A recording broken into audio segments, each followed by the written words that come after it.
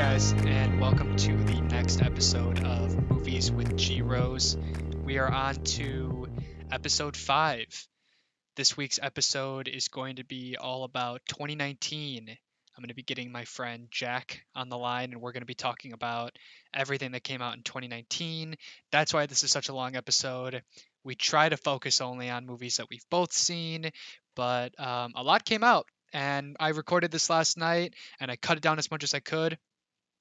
I apologize that the episode is late this week. I wanted to cut it down a bit, and I also wanted to add movie posters to the video component of it because I wasn't able to get the window capture working, so I figured that was the next best thing. So it just took me longer to get this one created. If you have an iPhone, please download the Apple Podcast app and look up Movies with G Rose and give it 5 stars. Give it whatever rating you want, but go ahead and rate it. You don't have to leave a review. Just tap the stars. Actually reviewing it will help get this podcast boosted. So make sure you go and do that. If you're listening on Spotify or a podcast app, there's also a YouTube version. The YouTube link is too long for me to write here. It's just with G Rose, but you can also head over to anchor.fm/with G Rose to see every single platform that it's available on, whatever works best for you. I think that's all I've got. The podcast has been doing good. Thank you for watching. Again, I know that this is a really long episode, and I don't expect you to listen to it all at once. So, go ahead and pause it if you need to and come back later. Now, the other thing is that this podcast is going to have tons of spoilers. If me and Jack have seen a movie that we talk about, we're not holding back on spoilers. So the best way to get around that, if you still want to watch the podcast, is one of two things. One, I'm going to go through and I'm going to write down time codes for all of the big movies that we talk about that are spoiler heavy. So you can go to the description of wherever you're listening to this and you can skip around that way. If you don't want to listen to the whole thing, you can skip around to the movies you want to listen to. If you're watching the video, you can use the scrubbing tool to look at the poster that I put in the video component. So you're going to be able to actually see what movie we're talking about. You'll see the poster, scroll until we're done, just to play it safe, because I don't want to spoil anything for you guys, but this was just the easiest way to do it with the amount of content that we're talking about. I'm really sorry. I know this podcast is full of filler words. I broke my rules and there's plenty of ums and likes. I wish I could go back in time and fix it, but it was a really late night. I mean, there was like 3.5 hours of recording that I got down to like 2:40-ish. So I really hope that you guys enjoy it. Stick around to the end. If you don't make it to the end, go ahead and pop down into that description so you can at least listen to the movies you really want to hear us talk about. Without further ado, let's dive into it. I'm going to go get Jack on the line. Thanks for tuning in, guys. All right, so I've got my buddy Jack on the line. What's up? Yeah, this is Jack. We were college roommates freshman year. I think one of the first things I kind of asked him on the Facebook forums was, do you like movies? And Jack was actually kind of the first person to get me into, well, he got me into Letterboxd, and he kind of got me to take films a little bit more seriously. Jack, is that actually? Yeah. Okay. yeah, I'd say, yeah. I mean, I always liked movies, but I think there's, okay. Yeah. I think That's there's, fair. I think there's something changes. I think when you start rating each film individually. I mean, well, do you think that's true? I mean, when we were I didn't actually start doing Letterboxd and stuff like that until like halfway through when we were living together. I actually was using iCheck Movies for such a long time. That was the website I used. I don't know if you ever heard of that or used that one. No, I remember you went on some site for animes. I remember you were going on that. No. This is a little bit different. That was something else. But this is basically you just check the movies that you watched and like told you how many you've seen overall. That was pretty much the extent of it. Okay. And I always was like looking for something more, and then eventually found Letterboxd. And then I just remember like having to import like 800 movies that I've seen, just like going through my list of everything that I've checked. Yeah. And just searching for on Letterboxd and checking it all off. It just took me so long. Okay, yeah. Well, Good time. Good time. yeah, good times for sure. I did the same thing when you finally convinced me to join. I know you just rewatched Midsommar, but besides Midsommar, what's a movie that you've seen recently that you've really enjoyed? Something recently from Yeah, I this ask year, or I something in general? just that you've seen recently. It doesn't have to come out this year. I ask every guest. Oh man. Okay, let me think. Let's see. Let's see. Something that I've really enjoyed lately. I mean, you can say Um, Midsommar if you really want to, no, but we're no, gonna it's dive fine. into that later. Since I know you've seen this too, and I want to give it a special shout out. I rewatched The Master with my parents over winter break, Okay. and I mean, you know how much I love Paul Thomas Anderson, but Yeah. I mean, I love The Master. I think it's an amazing movie, and I love everything about it. I just love like Philip Seymour Hoffman, like Joaquin Phoenix, like the act off, I guess, between them is just Yeah. No, amazing. I could I love definitely it. see that. That's a great movie. I've only seen it once, but out of the movies I've seen from Anderson, that would probably be my favorite. I know you like Punch Drunk Love a lot as well, but I like The Yeah, Master more personally. really. See, I like Punch Drunk Love, and then I like Boogie Nights a lot, and then I put The Master like slightly below those two. Really, I would definitely put The Master above both of those, but And I put Phantom Thread above The Master too. I don't I know if you've haven't seen seen that. Phantom No, I Thread, but haven't. fantastic. Is that also and the same director? Yeah, it's with Daniel Day Lewis. Okay. He's amazing in it. Yeah, it's great. It's great. Okay, well, I'll add that to the watch list. It's probably already on there and it's probably been sitting there for years, but Yep, probably. That's how it okay. goes. That's how it goes, hundreds and hundreds of films to watch I Literally my life. I keep watching fucking Fear Factor on YouTube. Uh Wow. yeah, so that's where I'm at. Okay, okay. All right, so let's dive into it. The first couple films on this list, I'm just going chronologically. I know neither of us have seen. The first I don't even want to know what they are. Is it A Dog's Way Home? Is that the first one? No, dude, the first one is Glass, which Oh, I Glass. I forgot they even came out. yeah, some of these films, that's why I wanted to start with these because these are films that both of these we probably both kind of forgot about them. And I Yeah. remember leading up to Glass, I watched Split and then I watched Unbreakable, which Oh, so you saw Glass? I never saw Glass. Okay, okay, okay. Yeah, But you like you wanted to see like were preparing for it. You just never saw it. well, I was really late to watching Split and then Oh, and okay. I then think I remember this. I think I remember you watching Split like I I a finally long time. watched Split and I actually really enjoyed Split. I thought it was like better than average for sure, Yeah, personally. I would And agree. and then I was like, oh, there's this other movie from M Night called Unbreakable, and so I watched that, knowing that they were building this whole thing. And then Glass came out and the reviews were trash, so I never went and saw it. Yeah, I never saw Unbreakable, so I wasn't super invested in the whole.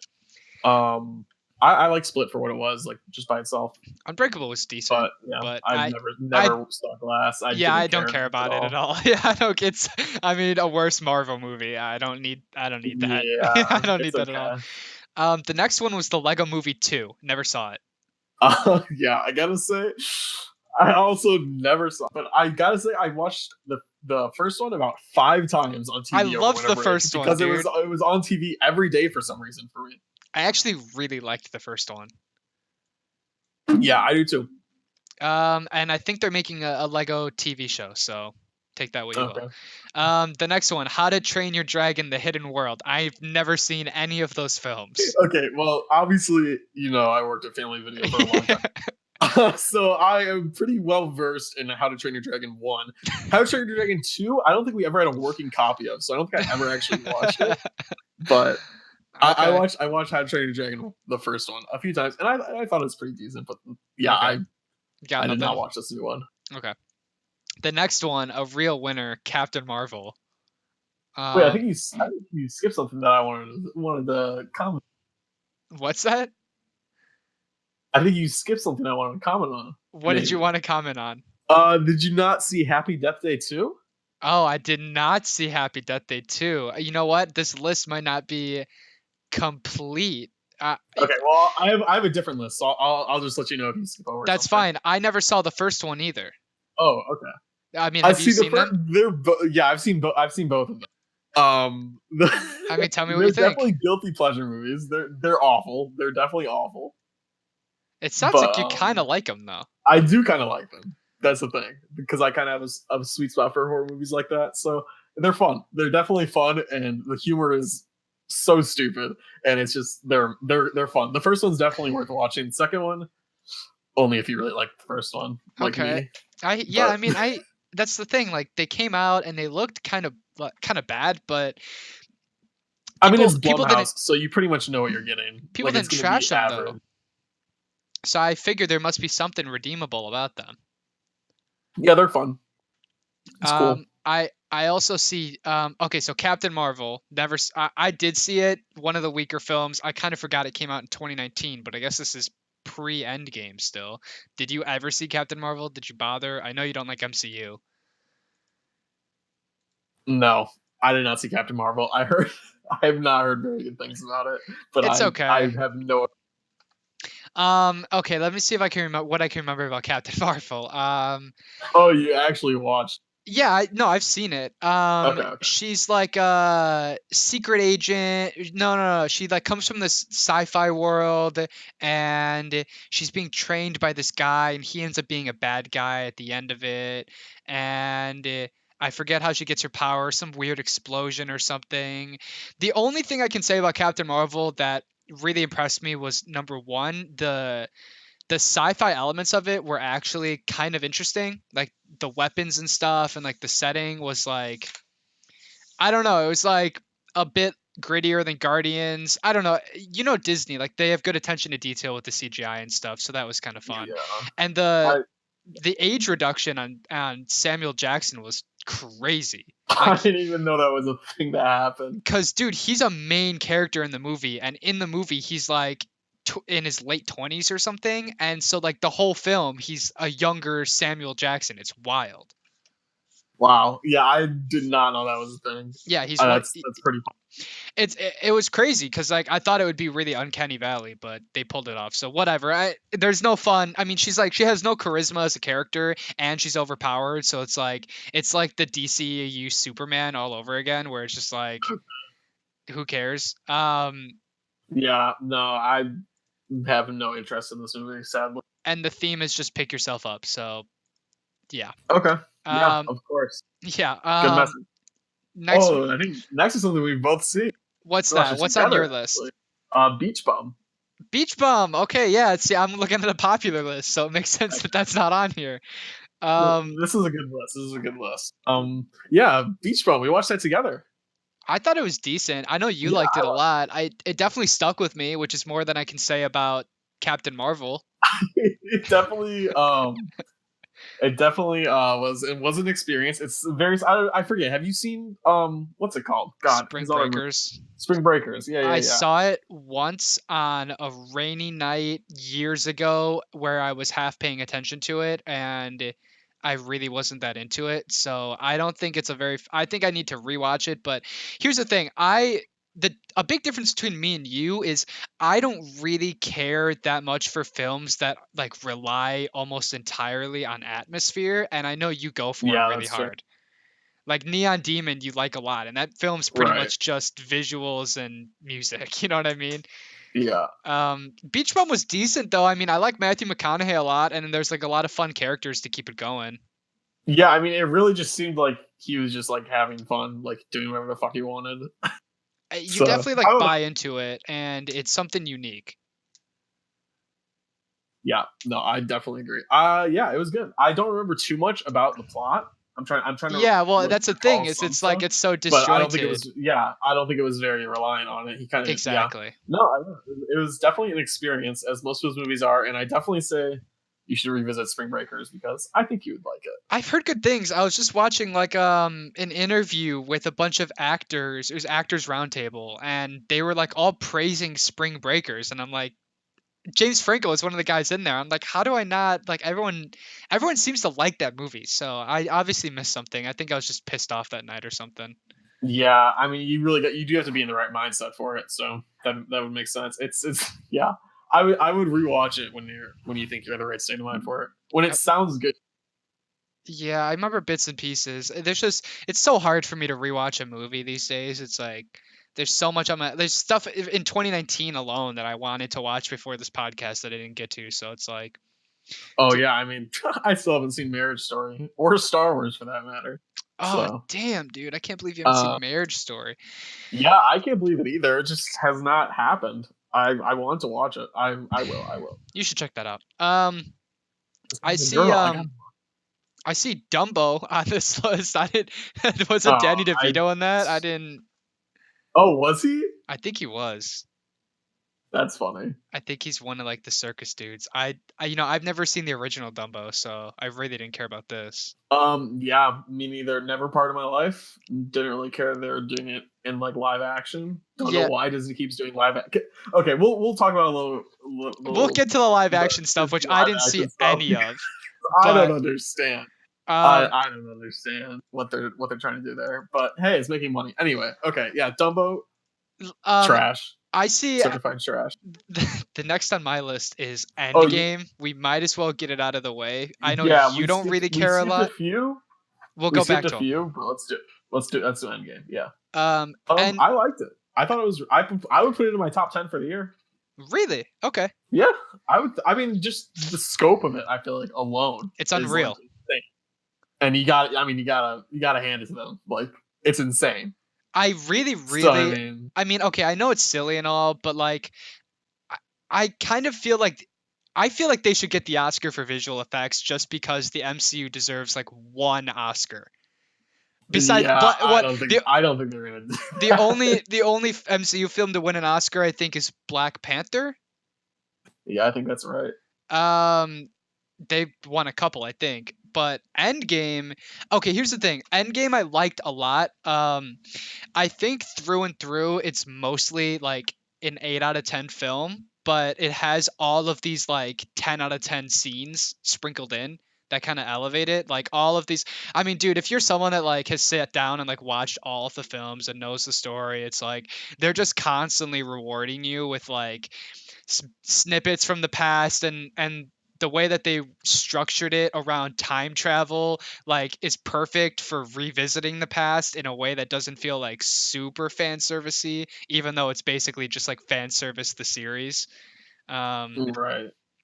I still think I like Infinity War a little bit more though. Um. Hmm.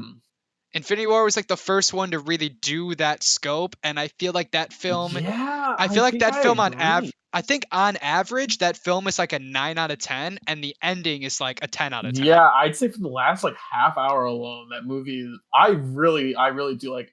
I watched Infinity War about a few days before Endgame came out because I hadn't seen it, just because Okay. I was going to see it in theaters with people, so I like had to watch it obviously. Yeah. So I really liked it. I mean, I just watched it on Netflix. I think if I would have watched it in theater, I would have liked it a lot more. Yeah, But dude, the theater I still experience really was liked it. great. Dude, the theater build up and the experience was insane. I don't know, man. Like Infinity War was so different. I think that's why I liked it so much. Like Endgame is a little bit more in line with a traditional Avengers film, whereas Infinity War is like they're all split apart and they're just getting destroyed for the whole film and then they lose at the end. And it's like to see a movie like that plus the scope of it all, something about it I think just clicked with me a little bit harder. Um, but Endgame was like, I don't know, like how can you complain? Like the ending was phenomenal. They like said farewell to like all these characters that they've been working for decades to write. So I have no complaints. They're both great films. I think I'll end up going back to Infinity more often. Yeah, I think that's fair. I would agree with that.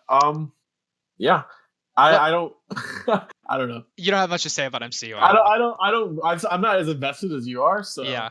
I mean but I just yeah. take them at face value for what they are Yeah. mainly, Yeah. and I enjoy them. Yeah. So That's the thing. Is like as someone that was invested in it for so long. right, I mean, I can imagine the payoff like I can't even imagine like It if is, yeah, and it's it's nice. like it was a cultural moment, as silly as it sounds, it is kind of fun to be a part of that. And I mean, this is coming from like, I've seen all of the films minus like a couple of the Thor films that no one gives a shit about. Okay. Um, and like, for the most part, like if you average them out, it would be like most of them are like 7 out of 10 or less. Most of them are probably less than that. Yeah. It's not an amazing series, but I think it I mean, they really emulated reading comic books in that sense, where it's like not every single one has to be perfect to kind of like it's building an overarching story. And they did what Star Wars cannot seem to do, which is have like at least a cohesive vision with the Yeah. story, I so that we'll get there. at least when We'll you get to the Star Wars. yeah, I mean, like at least when you watch a subpar film like Captain Marvel or whatever it is, at least you can walk out of it going like, all right, well, I know at least like they planted things that will build to the overarching arc. Like you don't completely feel like you're wasting your time with them when you're invested in the series at least. So when you do get something that's like amazing like Infinity War, it's just like that much better, I feel like, Yeah. because like you can tell like someone sat down at the beginning and they're like, these are the beats we need to hit for the next 10 years, and it's like Right. to stick to that is like it definitely shines through. I mean, when Captain America grabs the hammer and the whole theater like simultaneously freaks out, it's like that they Right. built something. So Yeah. um and Yeah. everyone, Marvel. yeah, it's Go something. Marvel. Yeah, go Marvel. For, okay. So we skipped a few. What did we skip? I definitely think we should talk about. First, Pet Cemetery. Did you see it? Oh I yeah, forget. I actually really like Pet Cemetery. I thought the first half was really good, and it kind of got a little too much for me towards the end. Okay. You know what? I think I would agree. I only saw it once in theaters, and I remember watching the first half and actually being like, this is good. Like this is better than I thought it would be. Like I remember Yeah, it's definitely a competent movie. I'm just like I gave it a 7 out of 10. So I mean, I definitely think it's competent. But Yeah, I remember like the scene in like the hospital, and like I just remember there were moments in that film where like I turned to, because I went and saw it with Natalie. I remember turning to her and kind of like being like, this is better than I thought it would be. But I think where it kind of falls apart a bit, especially in the second half, is where you can tell that you can tell someone read the book again, like some producer. They're like, we need to reboot Pet Cemetery. Let's read the book. And they found this plot thread about the wife's sister, and they're like, let's shove this into the movie. And it's like yeah, that's like like the modern day version of like the Conjuring films. It felt like that, where it's like these weird interjections of just like jump yeah, scare, sure. scary, spooky haunted house stuff that We can has call no. it scary, as Yeah, they say. yeah, exactly. Like just it's what I call like a haunted house horror movie, where it's just like, look at this scary thing and look at this scary thing, and like when scary things are just happening and it doesn't connect to anything else, it completely loses it for me. And there are definitely moments like that. But dude, the ending was great. I mean, the I acting was What good. was it? I don't remember the ending of the movie. The end Can you the remind? ending is just that um everyone dies and they all become zombies, and they Oh walk towards the yeah, car with the kid the in it, and the car. Yeah, film yeah, yeah, ends. yeah. And I'm like, dude, that's awesome. Like I always love when a horror movie ends on a horrific ending, you know what I mean? Like I thought that was cool, so I think it left a good taste in my mouth from that. I was glad that it wasn't some cop out, everyone lives happily ever after type ending. I wish there were more Stephen King adaptations that were good Well, I neither of because there's a us lot of material there. neither of us saw it, but another one came out this year that apparently was pretty good. What? Doctor Sleep. Oh, I forgot that was Stephen King. I always forget. Apparently, Um, Doctor Sleep was I good. watched the first 45 minutes of it last night, actually, because I was gonna try to watch it before this, but I couldn't get into it. I watched Really? it's 3 hours long, man. What is that? This Um, movie does not need to be 3 hours long. The first half hour was just nothing. It was all. I mean, I guess it's kind of the point, but I don't know. I can't get into it. There's not enough atmosphere there to try to be so atmospheric. okay. I mean, we might as well talk about it. We're here. I am currently reading The Shining, the book. Okay, sure. I've got about an hour left of it. I'm like 90% of the way through it. Yeah. Um, it's See, pretty I can't great. read Stephen King, so Why not? he doesn't do it for me. It's That's crazy. I don't know. I I don't really know. like his I writing. don't want to seem pretentious. I don't want to seem pretentious. No, it's fine. He feels too cheap. I don't know. I don't know how else to He's describe it. definitely like he's very accessible in the way he Yeah, writes. it's not bad. It's not for me. I don't know if you ever read any Lovecraft, but he writes some good stuff, and I prefer it. Okay, I personally like Stephen King's writing because he's able to like write thought processes in a way that I can latch onto, like they're accessible. I read it, and I'm reading, like I said, I'm almost done with The Shining, so that's all my experience with him. And I'll Okay. probably jump to Doctor Sleep if it's good, but Yeah, I. for sure. I'm wondering, there's a lot of, I'd say the movie The Shining uses maybe 40% of the book, kind of bits and pieces. Most of the movie actually is kind of just like the first half of the book plus like a couple scenes from the second half is what it seems to be. And I don't think it's going to end the same way because there's not even a maze in the book. There's no hedge maze. Okay. So I wonder how much of Doctor Sleep is a sequel, like where do they pull from? Because if Doctor Sleep is like sequel to the book, you know what I mean? Like, I Yeah. wonder how that fits in then, because it's like this weird thing where it's like they have to decide where they're. It's like when they made the Westworld TV show. Like, are they sequeling the book or the existing movie, Yeah. or how are they doing it? So I'm interested to see Doctor Sleep to see how they handle all of that. But again, I never got around to seeing it. My sister liked it a lot. Apparently, there's a moment near the end of it that's like legitimately disturbing. Now, I've heard this from like Scotty and my sisters, who I think they have a lower bar for that. So Hmm. maybe I'm wrong, but Man, I'll probably try and finish it. I could not get into it yesterday. Tonight, I might get sounds around too to it. long. But I cannot believe it's 3 hours. It's like I watched Midsommar yesterday. Like, okay, yeah, let's watch. I'm gonna watch something else. Try to get something else from 2019 down too.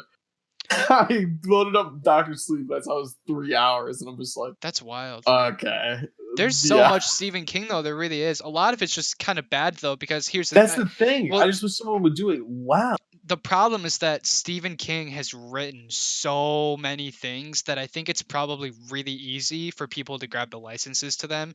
So you've Oh got yeah, these. I don't know if you know, he has a whole website with short stories that you can buy for. I think it's either $1 or $5. It's Okay, for like for students or like rising filmmakers. It's a right, bunch of short stories that he just has. right. You can He just just buy the pumps them licenses out, for it, yeah. whatever. So you I get forget all how these much that, but like it takes. you get all these trash series, and Stephen King is a well-known name, so it's like anyone kind of has a chance to make it big if they like. There was that Netflix movie In the Tall Grass that Mm. everyone saw, and apparently it was like okay, but I've heard there's some lady eats her own baby or something. Like I hear it's something, you know what I I didn't mean? even know that was horror. I Uh, knew nothing about that. there's one called 1917, I think, another Netflix movie that no one cared about, came and went. Um, is that Hulu show Stephen King 11/23 Yeah, whatever with James that Franco? and there's another one too. That's Stephen King. That's what I'm saying. That horror one. I cannot think of the name The though. the only one that I can add to the list of worth watching is Gerald's Game on Netflix. Mm. That one is Stephen King. That See, I've heard mixed things about Gerald's Game. it's worth watching. It drags a little bit, and the ending is very weird.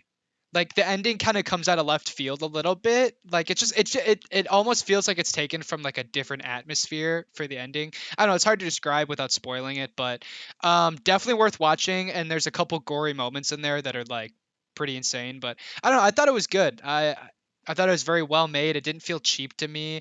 I mean, for a movie that takes place mostly in one room with one set piece, like it definitely had the potential to be garbage, and I think it was pretty good. So Yeah, that's fair. um, We what's also next on skipped your list? the movie Us Oh, from jeez. Jordan Peele. Okay. How did you feel about the movie Us? You know how I was telling you about the other day about or not the other day, today I guess, about my class, how everyone liked Midsummer. I would say the other movie that I saw that I heard people say the most was this Us, and I was very surprised to hear Wow. some people say that they like this movie. I Um, don't know. I'm curious how you feel about I talked about this film in the first episode of my podcast a little bit. I like Get Out more. Get Out is a film that I enjoyed more and more every time I watched it. Like the second time I watched it, I liked it a lot more, and I it. think I've seen it a third time. Um, Us, I think, has the same. I think technically it's still great. I think the acting is great. I think the characters are solid, but I think the horror elements are very underwhelming. I think they definitely lean on the comedy more because of Yep. that. and it really devolves into like an action comedy film way too fast. Like, um, I don't know. It's not scary in any way. It's funny. Me and Natalie tried to rewatch it pretty recently, and I think we turned it off after like 20 or 30 minutes, maybe, just because we were like, this just is a C movie. Yeah. I think, see, when I first saw it, I was really hyped for it because Jordan Peele is really good at like basically making a Twilight Zone episode into a feature length film, and this is still that. But what made Get Out better is that at least, even if you're not scared of it in any way, at least the story is sound and solid. Yeah. Us does this weird thing where they try really really hard to make it a real story, and like the bad guy monologues the background and the details, but then the more you look at it the less it makes sense, and that kind of like destroys a lot of that aspect for me. And then on top of that, like the societal comparisons are super loose. Like it's about class structure and class warfare, I guess, but like it's way looser than like the metaphors that Get Out makes. Yeah.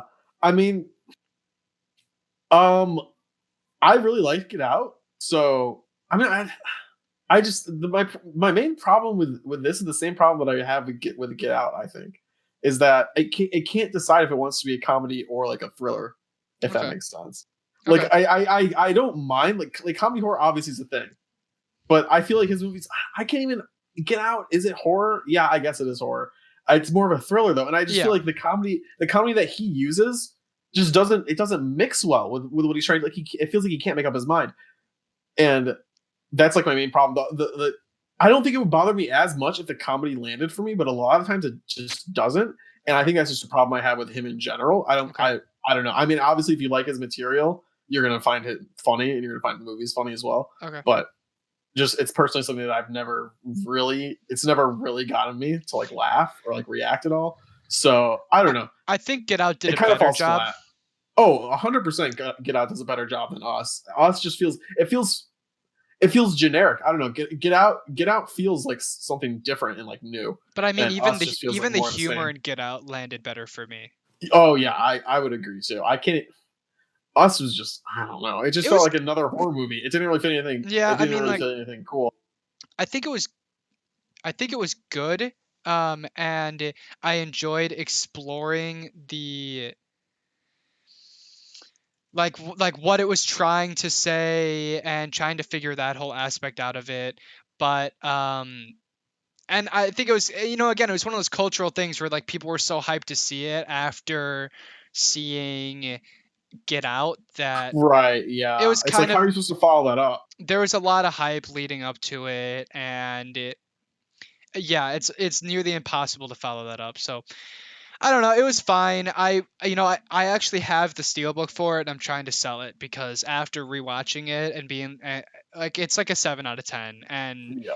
before I thought it was like a hard 7, and now I'm leaning towards it being a soft 7. And again, one thing that like you didn't even really touch on, and I talked about a little bit, is like Get Out. I like a lot because the story is so sound. Like, yes, Right. Yeah. it's like more simplistic, but it's like there's a scene near the end of Us where the bad guy talks directly to the camera and says everything that happened and the whole history and like spells out the script.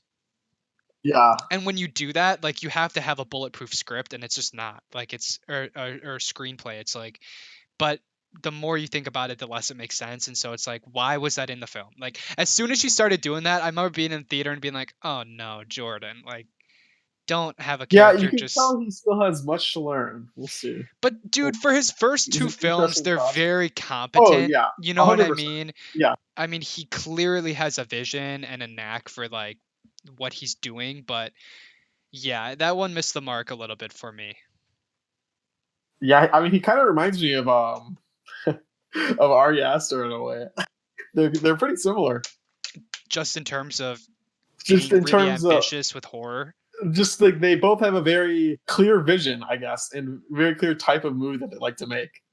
Yeah, that's true. In And that and sense. at the end of the day, like those are the people I do want to get movies from. So it's like if it's between Right. I mean, getting. it's like the revival of the auteur, I guess, of our generation. Yeah, if it's between getting another Jordan Peele movie and another live action Disney film, it's like Oh yeah, I I'll mean, you know what I mean? I'll take the Jordan Peele any day. So it's like I it's hope he not even keeps the making same market films. though, you know.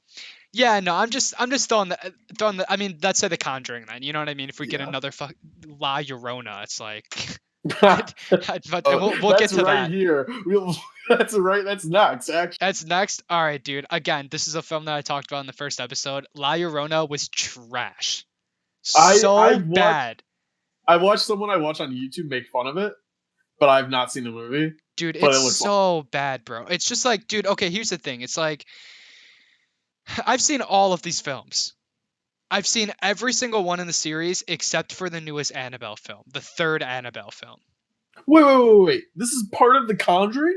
Yes. No, it's not. Shut the Very, fuck. very, very loosely. So so on the cover it says from the it's funny, dude. Me and Natalie had this argument. We're watching the film and I'm going, "This is a Conjuring film, right?" And she goes, "No, it's not." And I go, "It definitely is." And so we pull up the poster, and on the poster it says from the producers of The Conjuring. And she's like, "See, it's just from the producers. It's not a Conjuring film." And I'm like, "Okay, you're right." And then about 5 minutes later, there's this priest in the film that has like a flashback to Annabelle. And I'm like, I fucking told you this is Wow. supposed to be in the same, even though there's like no Yeah, connection to it really.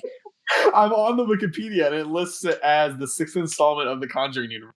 Dude, it's so I bad. I think they knew it cannot was believe bad. it. I think they knew how bad. But dude, it was all over the marketing material that it's like from the producers of The Conjuring. Like they wanted to use that. But dude, it's so here's the thing, man. Like I watched The Nun. I don't know if you remember The Nun. Yeah, I remember The Nun. The Nun is a trash boring film, but it has a handful of like genuinely scary set pieces. Like, dude, there's a couple moments of CGI in the film that are like really creative and really interesting. Like, at least you Sure. can like walk out of the film and be like, oh, well, like that part was kind of creepy and that part was, whatever, Dude, La Llorona is just fucking boring all the way through. Nothing about it is scary. The There's no subtlety at all with like the monster. Like she's like pretty much in broad daylight half the time, and it's just like it's just boring, dude. And then on top of that, like everything else is trash. The acting is trash. It has an interesting setting. It's like almost the same setting as like that Ouija movie, Origin of Evil, where it's like that like 70s grainy time period, but Yeah, definitely. man, dude, I was so pissed after watching La Llorona, just of how even Natalie hated it, dude, and she has such a high tolerance for those films. Yeah, I'm never gonna watch it. Probably. I could understand people walking away from that film and not remembering a single thing about it, dude. There's this Mexican priest in the film that is so bad at acting, dude. It's unreal. Wow. It's unreal. So I would not recommend La Llorona. Yeah, I'll take that. I'll take that. Yeah, I'm I not just gonna kept watch it. waiting for one good scene, dude. Yeah, I don't know what you expected. I know that as I always. expected a But bad horror movie with a couple. Dude, all those films have at least a couple scenes that are like interesting. yeah.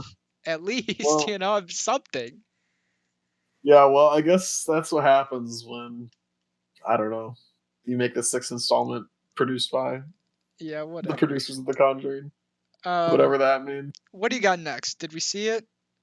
Under the Silver Lake. Oh, I never saw it. Technically.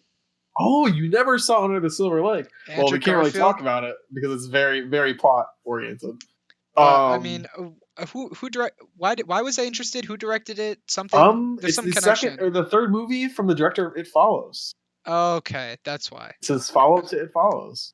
Um, And what did you think? You I probably didn't like really, it as much as it follows. oh no, I didn't. Not even as close to It Follows. It's very different from It Follows.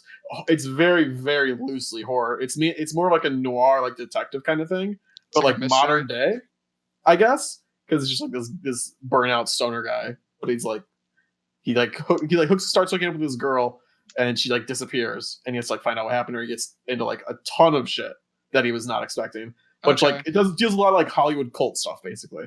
I thought it Okay. was pretty cool. It's a very like subliminal message focused like you got to watch it like more than one time kind of thing. I've only seen it once, but I really liked it. You think it would benefit Um from a rewatch, though, is what you're saying. oh 100% multiple rewatches and I definitely do want to revisit it. But How's I really Garfield? did enjoy it. I mean he does his thing. he plays his character well. I enjoy him as an actor, so You I think thought it? he was one of the reasons I wanted to check.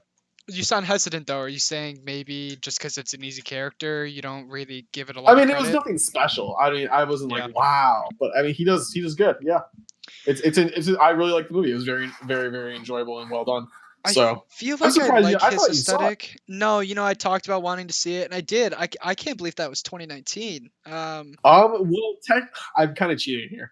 It released in the U.S. in April 19th, but it was available everywhere in like August. There were like four like remember this movie got like pushed back like four times. Do So you it had remember a like yeah, I how remember long? kind of it had a So really it got weird pushed back release. one last time at the very end, just in the US though. So it released everywhere on VOD in like August or September last year, and it didn't come out until April here. Okay, So I mean I already saw kind it of counts. months ago, but All right. it's listed here, so I figured it was worth mentioning.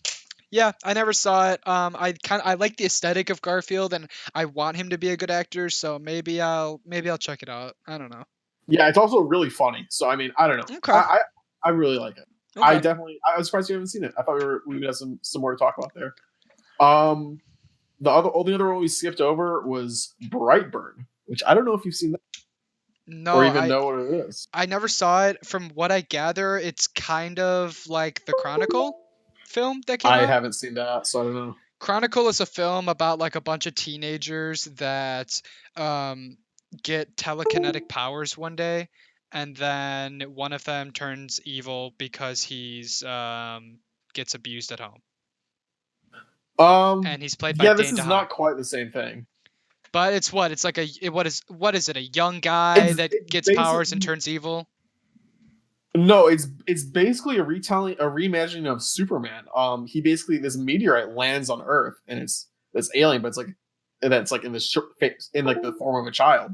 But the parents don't know it's like an alien. Well, they know it's an alien, but they don't know it's like dangerous, and it gets more and more dangerous like over time. It kind of like turns into like this evil. So I mean, it's definitely it's definitely Superman. It's the sort of Superman, but if he Sure. was evil instead of good, and And it's was cool. it was okay? Yeah, I don't know. I'm looking right now. I gave it a 6 out of 10. I enjoyed it. I don't really watch superhero movies that much, but I mean, I thought it But was cool. I mean, would you put this in? I mean, is it a superhero movie through and through, or is it I more of a mean, it is an drama with origin some story. It's horror more than anything, honestly. Oh, it also has interesting? Elizabeth Banks as the mom. So it's a horror movie. It's a horror Yeah, superhero movie. yeah, it's. I was surprised more people didn't talk about it. Honestly, I haven't really heard much about it. I thought it was really cool. It wasn't the best movie, but it's definitely something cool and unique. And yeah, I would watch it. If I were I you. definitely didn't hear much about it either. Yeah, I don't Very know. short, very easy to consume. Really, It's a it's good one. okay. That helps. Probably less than 2 hours. 90 minutes exactly, almost. I think 91. Yeah, So I could crank that out.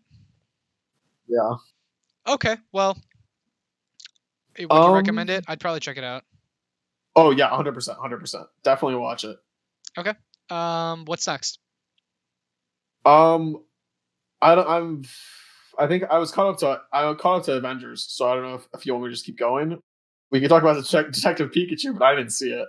I know you don't like Pokemon that much. I didn't see it either. It looked Yeah. okay. I heard it was okay. I heard it was like pretty much exactly what you think it is. Yeah. Good Same. CGI, really generic story, generic acting. Yeah. Whatever. No, I mean I have it downloaded, but I haven't gotten around to watching it. Maybe one day. But Maybe. I'm a big Pokemon fan too, so it's like I just have no interest in that though. Yeah, I don't know. Cool. Whatever. Okay, so John Wick. John Wick Chapter 3. Have you seen any of them? I've never seen a John Wick movie. The first one is good. I'd say it was great, but the second half kind of falls off. Here's the thing: is as soon as John Wick tries to like have a story, it's a trash series. Like, because the John Wick series tries really, really hard, like really, really hard to have like all this complex lore and world building. And when it's kind of like there in the background as a backdrop, it's really cool actually. Like the first half of the first John Wick movie is really interesting because it's like it's not just a great action film. Like you're going through that experience of discovering this world that they've built, but then as the series progresses, it just like the more they focus on it, the less you care. And Mm. then every film suffers from like action fatigue, where it's like after an hour and a half of him shooting people, like you're just sick of it, no matter how Right. good the set pieces are. So like this, the first movie's good, the second movie's trash. The third film is the same as the first, I'd say, where the first half of it is really solid and the second half is pretty boring. Um, I will say one caveat though is the first like 20 minutes of John Wick 3 might be the best action I've ever seen. Like Okay. period. Like there's this whole set piece in um this weapon shop full of knives, and it's like on par with like that great one shot scene in Kingsman where he's just demolishing everyone in that church. Okay. Yeah. But it's like more, but it's just a couple guys, you know what I mean? And it's a lot more Sure. like grounded and realistic, but it's like one shot, it's realistic. And then it gets really gory at parts. So yeah, it's a weird film because it's like I really think some of it's the best action I've ever seen, but at the same time it's like dude, after an hour of it, it's like, and he's like on his knees in some desert getting his finger chopped off by some shaman. It's like I just don't care. Right. I just Yeah. I don't mean, care, you know. yeah. I'm not a huge action movie person, so it's I'm nothing I've really really not either. I wanted to check mean, out. I understand it's like more than that, and like it's cool. I've seen scenes that are like just like randomly, and I'm like, yeah, dang, that's like insane. But I know I'm yeah. watching like the best like stuff from the movies. Exactly. And like But it's so I it's could like send you it's the scene okay. I'm talking about, I could send you a YouTube clip and you're getting the best out of the film. So it's like Right. whatever. It's gonna have the same exact effect. So it's Um like why I'm not gonna bother. but the I will say dude, watch like the first 20 minutes because it cold opens really well because like Okay. the second film ends with him basically becoming like like cut off from the whole organization, and basically like the third film picks off like literally right after the second movie ends. So it's like the third movie begins and it's like in 1 hour John Wick will be free to kill, like open bounty, and so it goes from there. So like the beginning of Yeah. it's like pretty fantastic. But yeah, Okay. whatever. Action fatigue really hits hard with those movies. Yeah, it's not something. Yeah, I do want to watch the original. I've always wanted to, just never been in the. One day I'll get around to it though. It's interesting, and you could tell like obviously they put like all that time and care into like the weapons training and making it look accurate and blah blah blah blah blah, you know, so you can tell there's some love behind it. But again dude, the writing of of the actual story, it's like on the surface level it's really interesting and you want to dive in more, but then once they dive into it, it's just garbage writing. So Yeah. it's really conflicting. The Secret Life of Pets 2, never saw Oh wow, it. your list skips over so much. This is popular in movies. Tell me what we missed. Aladdin. Never saw Aladdin. That one was right after this one. What, it came out May 24th? I don't. Whatever. I never saw it. I never saw it either. But Jesus Christ, it looked awful. Yeah, I've heard very mixed things. I've heard really bad. I don't know. I've heard mostly bad things. Yeah, okay. I've heard mostly bad things with some people that thought it was just fine. I haven't heard Yeah, anyone that was like, I loved it, you know? man, it's just so unnecessary. I love the original Aladdin. It's top three Disney movies for me, Yeah. probably. I think it's And just I can't. I just like why? Why do we need these? I just don't understand why they keep doing it. I I mean, I th- guess it makes a ton of money, but why? I think they're in this really weird place right now where they can't decide if they want to do a one for one remake or if they want to do an interpretation. So they end up with these things that are mostly a remake and then they change certain things. Hmm. And I think that's kind of the worst route because you get these people that are like, it's too easy to compare them then. Like on the surface level, like when they first announced that Will Smith was going to be the genie, like it was Yeah. weird, but people were like, okay, like I could maybe see that, if they're just kind of remaking it. But then when the movie came out, it was clear that like it was a different genie. You know what I Yeah, it's mean? not the same character. It's a different character, but it's mostly the same movie. But then they also changed like other weird things, like the bad Right, guy is in his evil, and like they just changed weird shit where it's like, why does this exist if you're just making like half of a copy? right. It's I Disney absolutely baffles me with like everything they do lately. I Not lately, for like the past 5 years. Yeah. I don't know, man. I wish they would stop doing it, but they're not going I to. mean, like they're not going to because on the surface level, it does make sense. Right, Like if they made a one-for-one remake of Aladdin, but it was just live action, it would be decent. It would be like what, an hour and a half, an hour 45, and they would sure. just pour money into CGI, into making the genie look great, and it would be fine. Like it would be a fine movie. It would probably be really interesting to watch actually, and it wouldn't get hate. But these weird, like the Lion King, like it just like that's the weirdest one to me, where you have these animals that are supposed to be expressive, and then Right. you've just got like these deadpan I animals. That don't know what they were. I've heard even worse things about that movie. that one sounds even weirder to me because it's like, dude, how can you not understand that this is missing the mark? I don't think they care. They know they're gonna make what? How much money did Aladdin and The Lion King each? I mean, a Close to lot, $1 billion but each, probably. It's like, why do they care? well, They don't. you They're just gonna. gotta wonder if Oh, there's it's ever so going to be sad. a breaking point where people like start turning on that. Like when is it going to happen? Is there going to be a moment where people are going to like, cuz like, dude, did you know Mulan is coming out soon? Yeah, people are like rioting over it, right? People just don't care. But the Oh, interesting thing is the new Mulan film is an adaptation. It's a completely different story for the most part.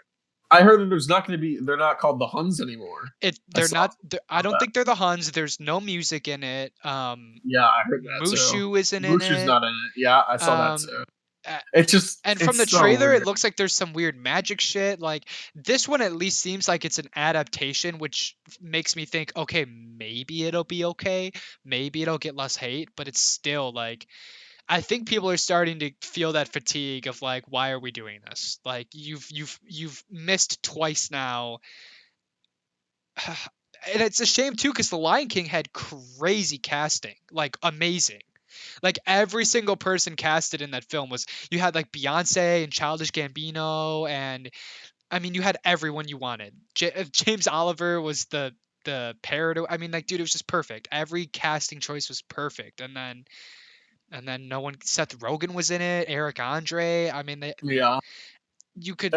It was Well, it's still Disney. You can rely on them to fuck it up somehow. just. I mean, they just had to make the characters expressive, I think, and that's probably, again, I haven't seen either of them, neither of you, but I have no reason to, I right? mean, I mean, I think we know what we're in. I don't think we really need to see the movie. I don't know. Yeah. So, what's next on your list? Um, Because Booksmart. oh, I actually really like Booksmart. Yeah, I thought it was decent. A lot of the humor landed for me. That's really That's the important, thing. obviously. Um, it was cool. Yeah, I have no complaints. Booksmart, cool, good movie. Yeah, it's I think I give bonus points to any comedy movie these days that actually has good comedy, Yeah. because 90% of comedy movies these days either don't have good comedy or they're actually an action film with some comedy. To see a comedy movie come out that's actually pretty funny through and through is Mhm. so rare that like this film got a lot of bonus points for me because of that. Yeah, that's I fun. That's fair. There really were no, I mean, I don't know. It was so clearly super bad for girls, and I think the one chick is actually Jonah Hill's sister, I want to say. um Wait, is that true? I think so. Which would Which makes one?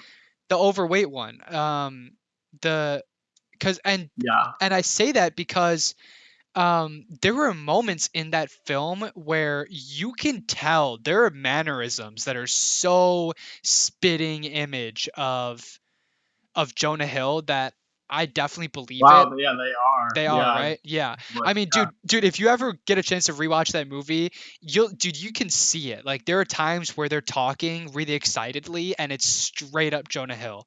Um sure. and so yeah, I mean, I think that it's easy to see how the two are comparable. I really recommend Booksmart. I thought it was great. Yeah, totally. Um Um, next is do you want to talk about Secret Life of Pets? Never saw it, so no. Yeah, no. Um, Child's Play. Never saw it. Looked What? whatever. I'm surprised. You did see it? Yeah, I mean, I was looking forward to it. It definitely didn't live up to that, but I was looking forward to it as well, there's but Mark Hamill in it. How could you not go see it? yeah, I mean that's the thing. That's the thing is I was looking forward to it, but then the reviews came out and I lost all interest. Oh man, I don't know. I'm a sucker for Aubrey Plaza. I guess I gave this a 4 out of 10. Now that I'm looking at it, I remember liking it a lot more than that. I think I just like Aubrey Plaza though. Yeah, I mean she's good. Mark Hamill's good. From the I knew as soon as the trailer dropped that it was going to be kind of bad because it was clear that they were leaning into the whole like this isn't your normal Chucky. It's This is hacker Chucky. yeah, it's pretty funny. It's pretty funny. I, It's so stupid though. this is a movie that I would really like to put on and like not take seriously and make fun of. Yeah, it's honestly there's not much. There's definitely some sequence, but for the most part it's competent. Um, I have a weird nostalgic connection to Bride of Chucky. Okay, I don't think I've seen. Is that the third one? I don't know, dude. It's the one where he's got a bride. So, Yeah, I'm aware. um, Trying I to saw it a lot compare as a kid for whatever reason. Like my aunt had it or something like that, um, and I went back and I rewatched the first Child's Play, and it's pretty garbage. I watched the first two this year. I've never seen them before, and I thought they were okay. there's no on-screen deaths in the first one. Oh, really? I didn't even notice that for some They reason. always cut away or something. Like no one ever. There's no violence really in the first film at all. It does that thing where old horror movies aren't about the thing that you think they're supposed to be about. Right. Like Freddy Krueger or whatever. Or, not Freddy Krueger. Jason. Like the first film's just not about him at all. So yeah, I don't know. I couldn't tell you anything really about the series. I know that that weird movie came out, Cult of Chucky, that some people thought was good. I Never don't. saw that one. Yeah, that one came out like a year or two ago, and it was Yeah. like a soft reboot. People thought it was decent, so I don't know. I'll watch this at some point, but I didn't really care all that much. Okay. Yeah, I can't really recommend it honestly, but it has Aubrey Plaza in it, so What's that's next? always a bonus. Do you want to talk about Toy Story 4? I didn't see. It was fine. Yeah, It looked incredible. Pixar's great at adding real camera direction to an animated film. There's a great Nerd Writer video on it. It was good. It's weird because the main characters are barely in it. But it's funny. It's competent. It's better than Toy Story 3. So Wow, that's high praise. Toy Story 3 is not that good. Maybe I'm misremembering. Toy Story, I have a sweet spot for the second one. in my opinion, the original series slowly. I would say the first, personally, the first is the best. The second is almost as best, and Bro, the the second third. has the plane conveyor belt scene in the suitcase. I know, It's dude. legendary. The second is the most nostalgic because the set pieces are so Yeah. memorable. But pretty recently, I went back and I rewatched the series, and the first one is so incredible and so adult that it Yeah, blew me that's away. true. The Yeah, I put the first two on a lot when I was working at Family Video, Dude, the and first one is yeah, insanely good, and the second one is great too, and it's super memorable like in every way. But dude, the third one is the not very Cheeto good. fingers. Yeah, Oh dude, I know, god, man. I can. I Oh, I so remember so good, much so about that good. film, and yeah, it's amazing. Third one is not very good. The fourth is definitely better than the third. So Okay, take that maybe for what I'll you watch will. it. It's Maybe I'll worth watch it. watching. It's beautiful. But like Buzz Lightyear's barely in it. Um, it's mostly I don't Woody and care. sometimes Bo Peep. It's the new Forky character is really funny. It's decent. I definitely go see Okay. it. It's got a really crazy ending too. Well, I mean, not okay. I take that back. Nothing about Toy Story is really crazy, but it's got a Nah. unique ending that like kind of sets up some interesting stuff. So we'll see. Okay. Next would be Annabelle Comes Home. That's the newest one I never saw. I didn't see it either, so we can skip over that. First one's trash. Second one is okay. Um, yeah, I gotta Is agree that with you there. I yeah? might even say the second one's trash. I don't like this. I know you like the second one. I I did just watched it because of because you, yeah, I but like I the was second one. it was okay. I, right, I'm not saying it's great. I'm just saying it's not trash. Like the first Annabelle movie is trash. The second one I thought was pretty bad, but Yeah. Okay. like we were talking about before, like it has a handful of interesting sequences, and so that puts it above Mm, trash for me. yeah. Okay. That's fair. Next would be Spider-Man: Far From Home. Pretty dope. I have a soft spot for Tom Holland as Yeah. Spider-Man. The first one, Homecoming, was probably my favorite super in the last 10 years. Yeah, I would agree. Homecoming is I my really don't favorite really like them, but I thought Homecoming was good. I because really liked it. I haven't seen this one. I just haven't gotten around to it. But Homecoming's great because it's just a teen comedy that's well written, and then you put Spider-Man into it, and it's like a good Spider-Man. The yeah. story's good. Um, and it's probably my favorite MCU film and my favorite Spider-Man film. Far From Home is also really solid, but the second half is stronger than the first, which is definitely better than the other way around. Right. Yeah, that's fine. Um, you know, when you go into the movie, you know that Jake Gyllenhaal is a bad guy because he's supposed to be the bad Hmm. guy. But the whole thing is like he's pretending to be a good guy for the first half of the film. Okay. So Is it like the same thing in Homecoming, base? Kind of. no, because in Homecoming, you know it's Vulture as a bad guy. You know it's Michael Keaton. You know he's a bad guy from the very, very beginning.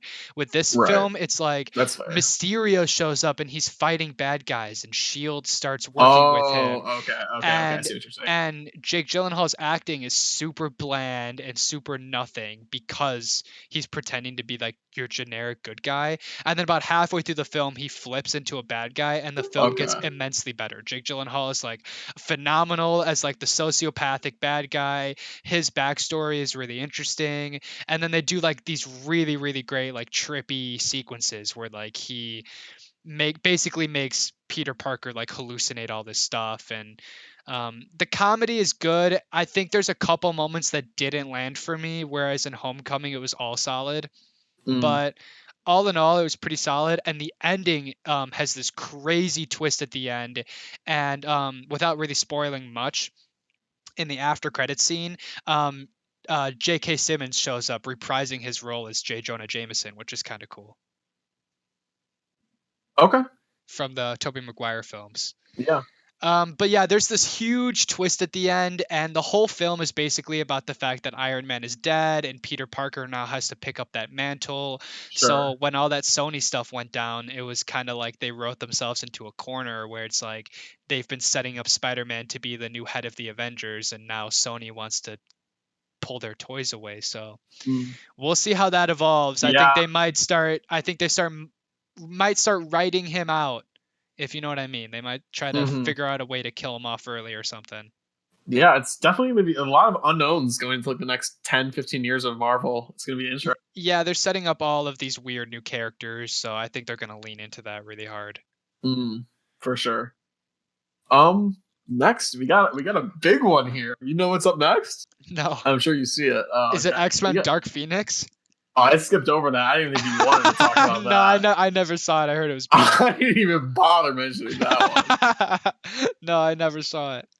We got Midsommar next, Oh, okay. Well, so it's time. I just watched it. You just rewatched it. Um, I also just rewatched the last half hour, like an hour ago, again for the third time. okay. So a couple things. I am planning on making an episode all about Ari Aster, um, including Hereditary, this film, and his short film.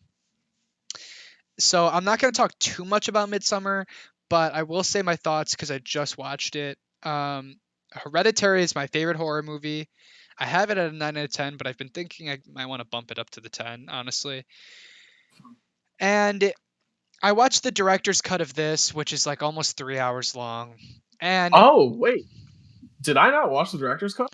the director's cut is like How long is it? It's like 250. Bruh, wait. I've never seen the director's cut of this. Yeah, there's an extra. I actually, if you go to Ralph's review on Letterboxd, he kind of he talks about all of the scenes that were cut from the director's cut. Okay. And the stuff Mine's that 227, so the yeah. stuff that was cut actually seems really important. Like some of the it's some of the I heard it like has to do a lot with her mental state. I Like guess how yeah, how she her like going insane. yeah, and like her relationship a bit she more. didn't know he was in the bear suit when he was burning. I was just reading about like a couple hours ago. No, I she was knew. like, what? Well, it's I was so it's kind of confused. ambiguous, but that doesn't really. No, she definitely chose him. Yeah. So again, yeah, I can't really comment on exactly what was kept out of the director's cut because that's the one I saw. But I would say I thought the first hour was like really great, and I heard that there's some stuff cut out of that. And if you watch the normal version, like Does it go a lot more into the death of the family stuff? No, and that's Or the only. no? I had a problem with that. I was Okay. really hoping. This is the main thing I really want to talk is that I was really hoping that this movie would be like Hereditary, where like right. they would kind of tie everything together. Because dude, that was probably like the creepiest imagery of the entire film. Yeah, I don't understand why it's in the film. I thought I definitely if it was in the same the same movie, I thought it was gonna go somewhere. Yeah, but it doesn't. It's really weird, and it's the creepiest part of the whole movie. Yeah, man, her crying. It kind of she's do crying. More, I guess. And then they cut to like this elaborate setup of like the car hoses running through the house and like dude, and then her sister's sitting she there has with the dead bodies and they jump off the cliff and she sees like the glimpses of her family. Yeah, dude, it's like dude, this movie it's gorgeous. This is my favorite movie of the year for sure. I'll say that the like on a technical level, it's pretty great, and it's like again like the rise of the auteur of like, dude, the set design in this movie is so thick and thought out, and you pair so similar to Hereditary, but it's complete opposite. It's so weird. But you pair it with this. I mean, dude, I would even say the set in Hereditary isn't that interesting. I mean, that's the thing. It's a normal world. I mean, yes, it feels lived in, it feels real. But dude, like this with all of the symbols and the rituals and the colors and I mean, dude, and you mix that with the music and this amazing writing and on the acting on every technical level, it's great. It's just the story felt more. I don't want to say traditional because it gets really wacky, but it feels more like a traditional horror movie. And what I enjoyed about Hereditary, you don't think Hereditary does? No, I don't. I would argue it's more generic than this. I would disagree. It gets pretty much.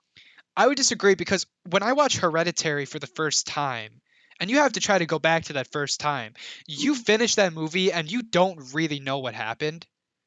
Like you finish Hereditary, and it's like there's so many unanswered questions, and there's so many of like Hereditary has that rewatchability where it's like if you go back the second time you watch Hereditary, it's way better because the story makes more sense on every level. Because at the base of it, Hereditary is a film about a normal family going through issues, and you drop a pagan ritual into it. Whereas this movie's kind of the inverse, where you're taking this normal people and you're putting them into a pagan environment. I mean, it's the inverse of Hereditary in so many ways. It's so interesting. I wonder like how much of that is purposeful. Yeah. Even I was thinking, even in terms of like the lighting of it, like it's so bright and colorful. Whereas Hereditary, you've got all these grays and browns, and it's dark. And I really enjoyed it. In a way, this is gonna sound really not pretentious. I won't be pretentious, but it's really interesting. I'm just thinking about like more ways that they're like that. I mean, the relationship, the whole like theme of Hereditary, I feel like, is strong relationships that are eventually broken apart. And this is like, I guess this is kind of the same way. It's kind of the same. I guess it's just kind of what he does. I was gonna say that they're almost opposite. And like, I will watch every single thing he puts out. like no doubt about it. I mean, You have seen Strange Things About the Johnsons, you said, right? I've seen parts of it. I'm gonna rewatch it for the upcoming podcast. Okay, have fun with that. I think Yeah. that might be his craziest movie, honestly. Yeah. I love it. Yeah. I love all his stuff. He's great. All right. Episode is going to be pretty interesting comparing Midsommar and Hereditary. Yeah, I'm really excited for it. What's next? Sorry, I was trying to find where a specific movie was on here. For some reason, they don't have the Lighthouse on this list. So I don't know if you want to talk about that now, or if yeah, you that's want fine. Lighthouse was. I don't think I ever talked to you about the Lighthouse. I remember you going to see it, and I didn't see it until a couple months later. Lighthouse I never was talked good. To you. I liked it a lot. Yeah, I thought it was really good. I liked it a lot. It's one of those movies where it's like you're basically just watching two guys out act each other. Yeah, it's like The Master. Yeah. I was just gonna say. Yeah. Okay, go on. I think the format of it served it really well. I think the setting and world building is top notch. I think they got snubbed by neither of them getting an Oscar nod. I mean, the film didn't. I haven't even looked at the nominations for the Oscars. The film didn't get nominated for anything. Yeah, I mean, not even a screenplay nod. I mean, Willem Dafoe, man. I mean, and Robert Pattinson. But can we talk about his lobster though? What? Oh, I know you love me lobster. It's the best scene. Yeah. And the scene where Pattinson just obliterates that pigeon, that seagull. That was the most amazing. standout, like, scary moment for me was when he sees the body for the first time, because if I remember correctly, there's no music, there's no like reaction. Yeah, it just like cuts to the face and like the close up of the face, and you just hear like the same ambiance that's been playing. I don't know. For me, that's like a really standout scene, and I just thought, I'm like, that's Robert Eggers is a good director. I mean, I love The Witch. I forget how you feel about The Witch, but The Witch was good. I forgot that it was them. Yeah. The Witch was good. I think I liked this a little bit better than The Witch. Yeah, I think The Witch is a lot better, but this is different. I feel like they're very different. I was also at a really interesting point in my life when I watched this, because my last semester I took a class where we spent about 3 months analyzing and writing about Moby Dick. So I was very into the sea at that time, and I was very deep into it. That sounds perfect. This is a very, very nice companion piece to Moby Dick. It deals with some very similar themes in a very different way. Okay. And I'm into it. I'm into stuff like this. Yeah. Psychological, people going crazy. I'm down for it. Yeah, it was fine. I gave it a soft 8. I wanted to like it a little bit. Honestly, dude, there were definitely moments where it was hard to tell what they were saying. Like, there were definitely moments where I was like, watching this with subtitles would be better. I mean, The Witch, you have to watch the subtitles pretty much. Yeah, and I did. So there you go. I think I did as well. I mean, let's just bleed on over. I did a double feature for this film. I watched. Oh, that's right. You saw Parasite too, right? I saw Parasite in this film in the same day, and I liked Parasite more. Yeah, I like Parasite more as well. I didn't. I have to rewatch. I've seen Parasite twice now, so I have a pretty good opinion of that. But I didn't love Parasite quite as much as everyone else did. But I liked it more than The Lighthouse personally. Okay, I mean, yeah, I the first time I saw it, I liked it a lot. I thought it was going to be my favorite movie of the year for sure. And I rewatched it again recently, about a week ago, and I don't know, it didn't have the same punch. I mean, obviously I knew all the twists and everything, but it just didn't really hold up that well. I'm like, dang, this is good, but I didn't think it was like amazing. So I've actually bumped it down from a 9 to an 8. I think an 8 is fair. I think an 8 is very fair. Everything up until, I'd say, when they escape the house, like after the family comes home and they're like hiding, I'd say it goes downhill from there. But everything before that, I think is like outstanding. And the comedy is so on par. There's some good stuff. It's so funny, and it's a unique story. The acting is good around it. It's got some fun satirical moments. I liked it a lot. The first reveal is, I remember when I was watching, I'm like, what the fuck? The two things that really caught me by surprise were when you first like realize what's going on, like with the family integrating himself, and Yeah. like kind of like the montage thing, and you're like, Yeah, okay, the this is perfect insane. montage. Nerdwriter has a then, great video on that montage. oh really? Yeah, he calls it the perfect montage. It's a very interesting video.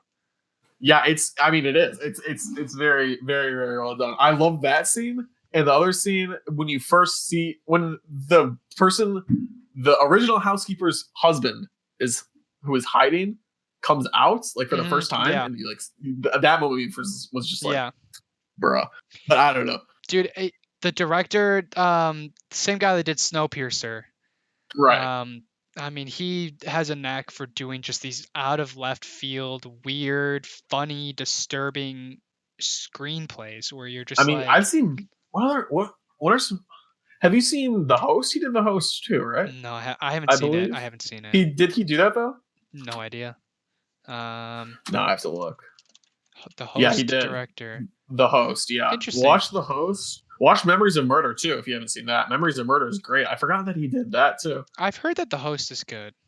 The Host is really good, and The Host holds up surprisingly well. I've just watched that a few months ago, and I thought it was gonna be kind of dated because it's like early 2000s horror. Yeah. And I'm like, I don't know, but the CGI is decent. Yeah. And it's the rest of it holds up well. I'll definitely check it out. But yeah, I like Parasite a lot. It was funny that they name dropped ISU. Oh yeah. Like, I was sitting in the theater. I was like, dude, what? Like, yeah. what the heck? That was really funny. Of all places, right? Yeah. Unreal. I would definitely go see Parasite. I think it was overhyped a little bit. Like everyone's giving it 9s and 10s and saying it, like, I think it's a solid 8 out of 10 film. I think it's fair right there, and I would definitely rewatch it. But man, yeah, I don't know. There was definitely something special about it for sure. Yeah, I think that's fair. I think it's definitely cool. I don't know. It's a lot. I'm sure it's a lot of people's first exposure to him as a director, so that could also be playing a little bit into it. And I also feel like it kind of broke the mold a little bit in terms of foreign films. Like I feel like more normies saw this film or wanted to see it than most other foreign films. Like I mean, I think that was more marketing than anything. I mean, maybe this movie was advertised everywhere for some reason. Sure. I don't understand why. I guess that's fair, yeah, but still, man. I mean, there have been plenty. I mean, if you look at it, Korean culture as a whole has been like pretty idolized for the last few years now in like pop culture. With, like, I mean, obviously K-pop and stuff. That's fair.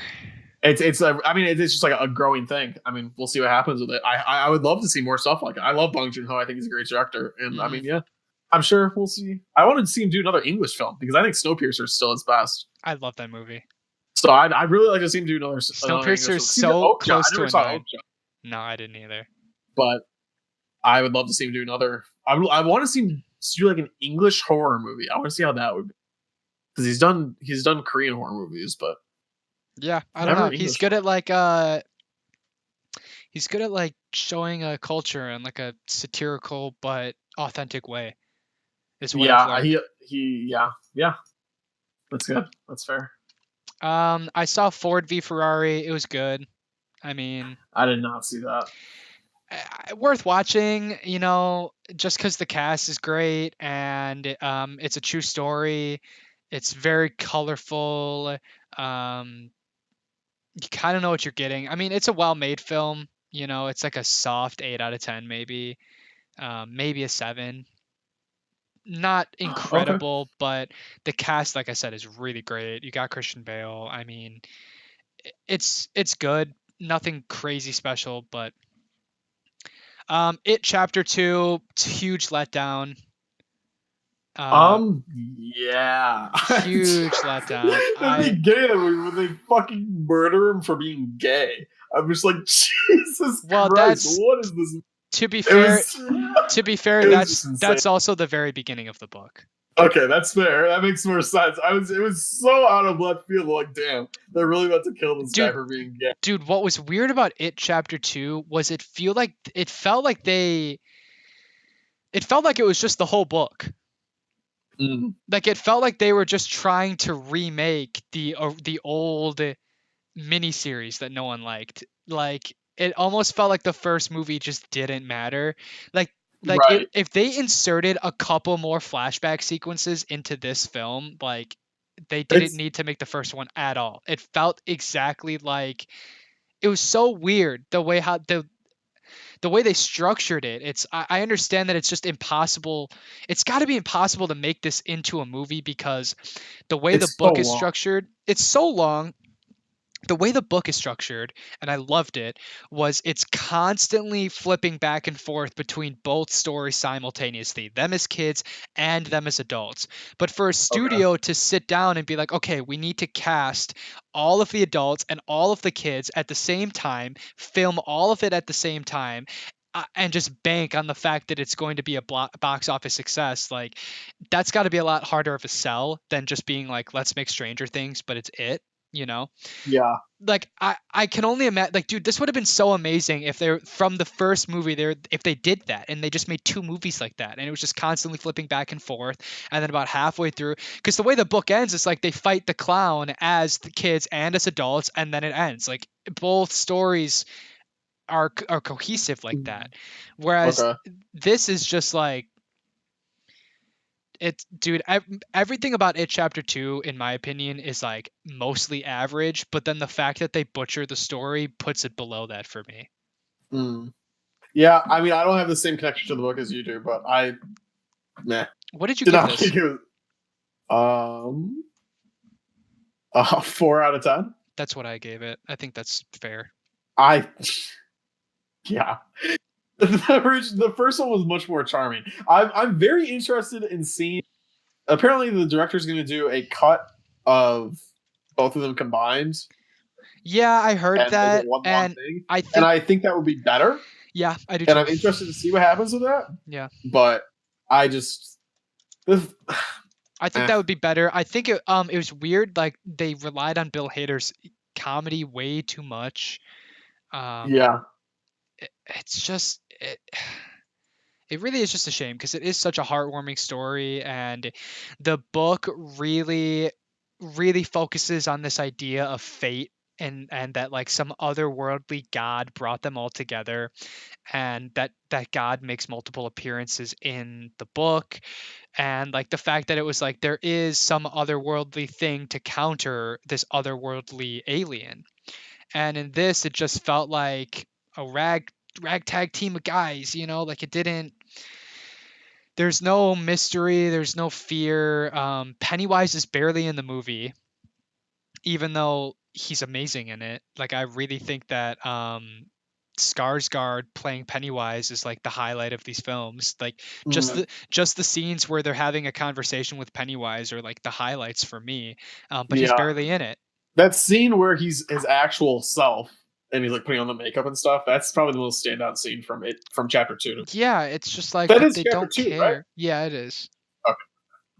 But then they make the pretense to the fights are also different. Like the in in both of the movies, the main characters are very reluctant to go fight Pennywise. Whereas in the book, like they're dead set on it. Like they know they have to do it, and like they come together as a team. And like yes, they're scared, but there's not really like a reluctancy there. Again, it's just like this theme of fate that isn't woven through the movies at all, and it just makes it feel so much more disappointing. Yeah, that's yeah. I don't have much more to say. I wish I read the book, but I got I got better things to do, The only like thing read that I different. the only thing I like more in the movie that they adapted, that they changed up, where is in the book Henry never dies. Like, but in the movie, the first movie, Henry gets murdered and then he gets brought back to life by Pennywise. I think that's actually cooler. So whatever. They Mm, credit where credit's due. yeah, that's. I saw Crawl. I never saw. Was that the Raft movie or whatever? No, this is the one where the alligators invade the guy's base. Yeah. I never saw it. Um, Was it yeah, good? I I don't don't know. have much to say about it. I I watched it because people were saying really good things about it. This movie Yeah, was getting such good reviews. I don't know if you yeah. remember. I remember people liked it. Man, I heard such good things about how good the visual effects are. Bro, Yeah, it's just an alligator running around. It's just an alligator running around trying to kill people. Yeah. not even good schlock. It's not even schlock because it tries to be good, Uh, but it's not good. That's the problem. You gotta embrace being a movie about an alligator attacking people and make it about an alligator attacking people, not fucking trying to make it a serious drama with alligators attacking people. It just doesn't work. So yeah, yeah, the I gave it the same rating as it too. Actually, I think they're about mm, equal.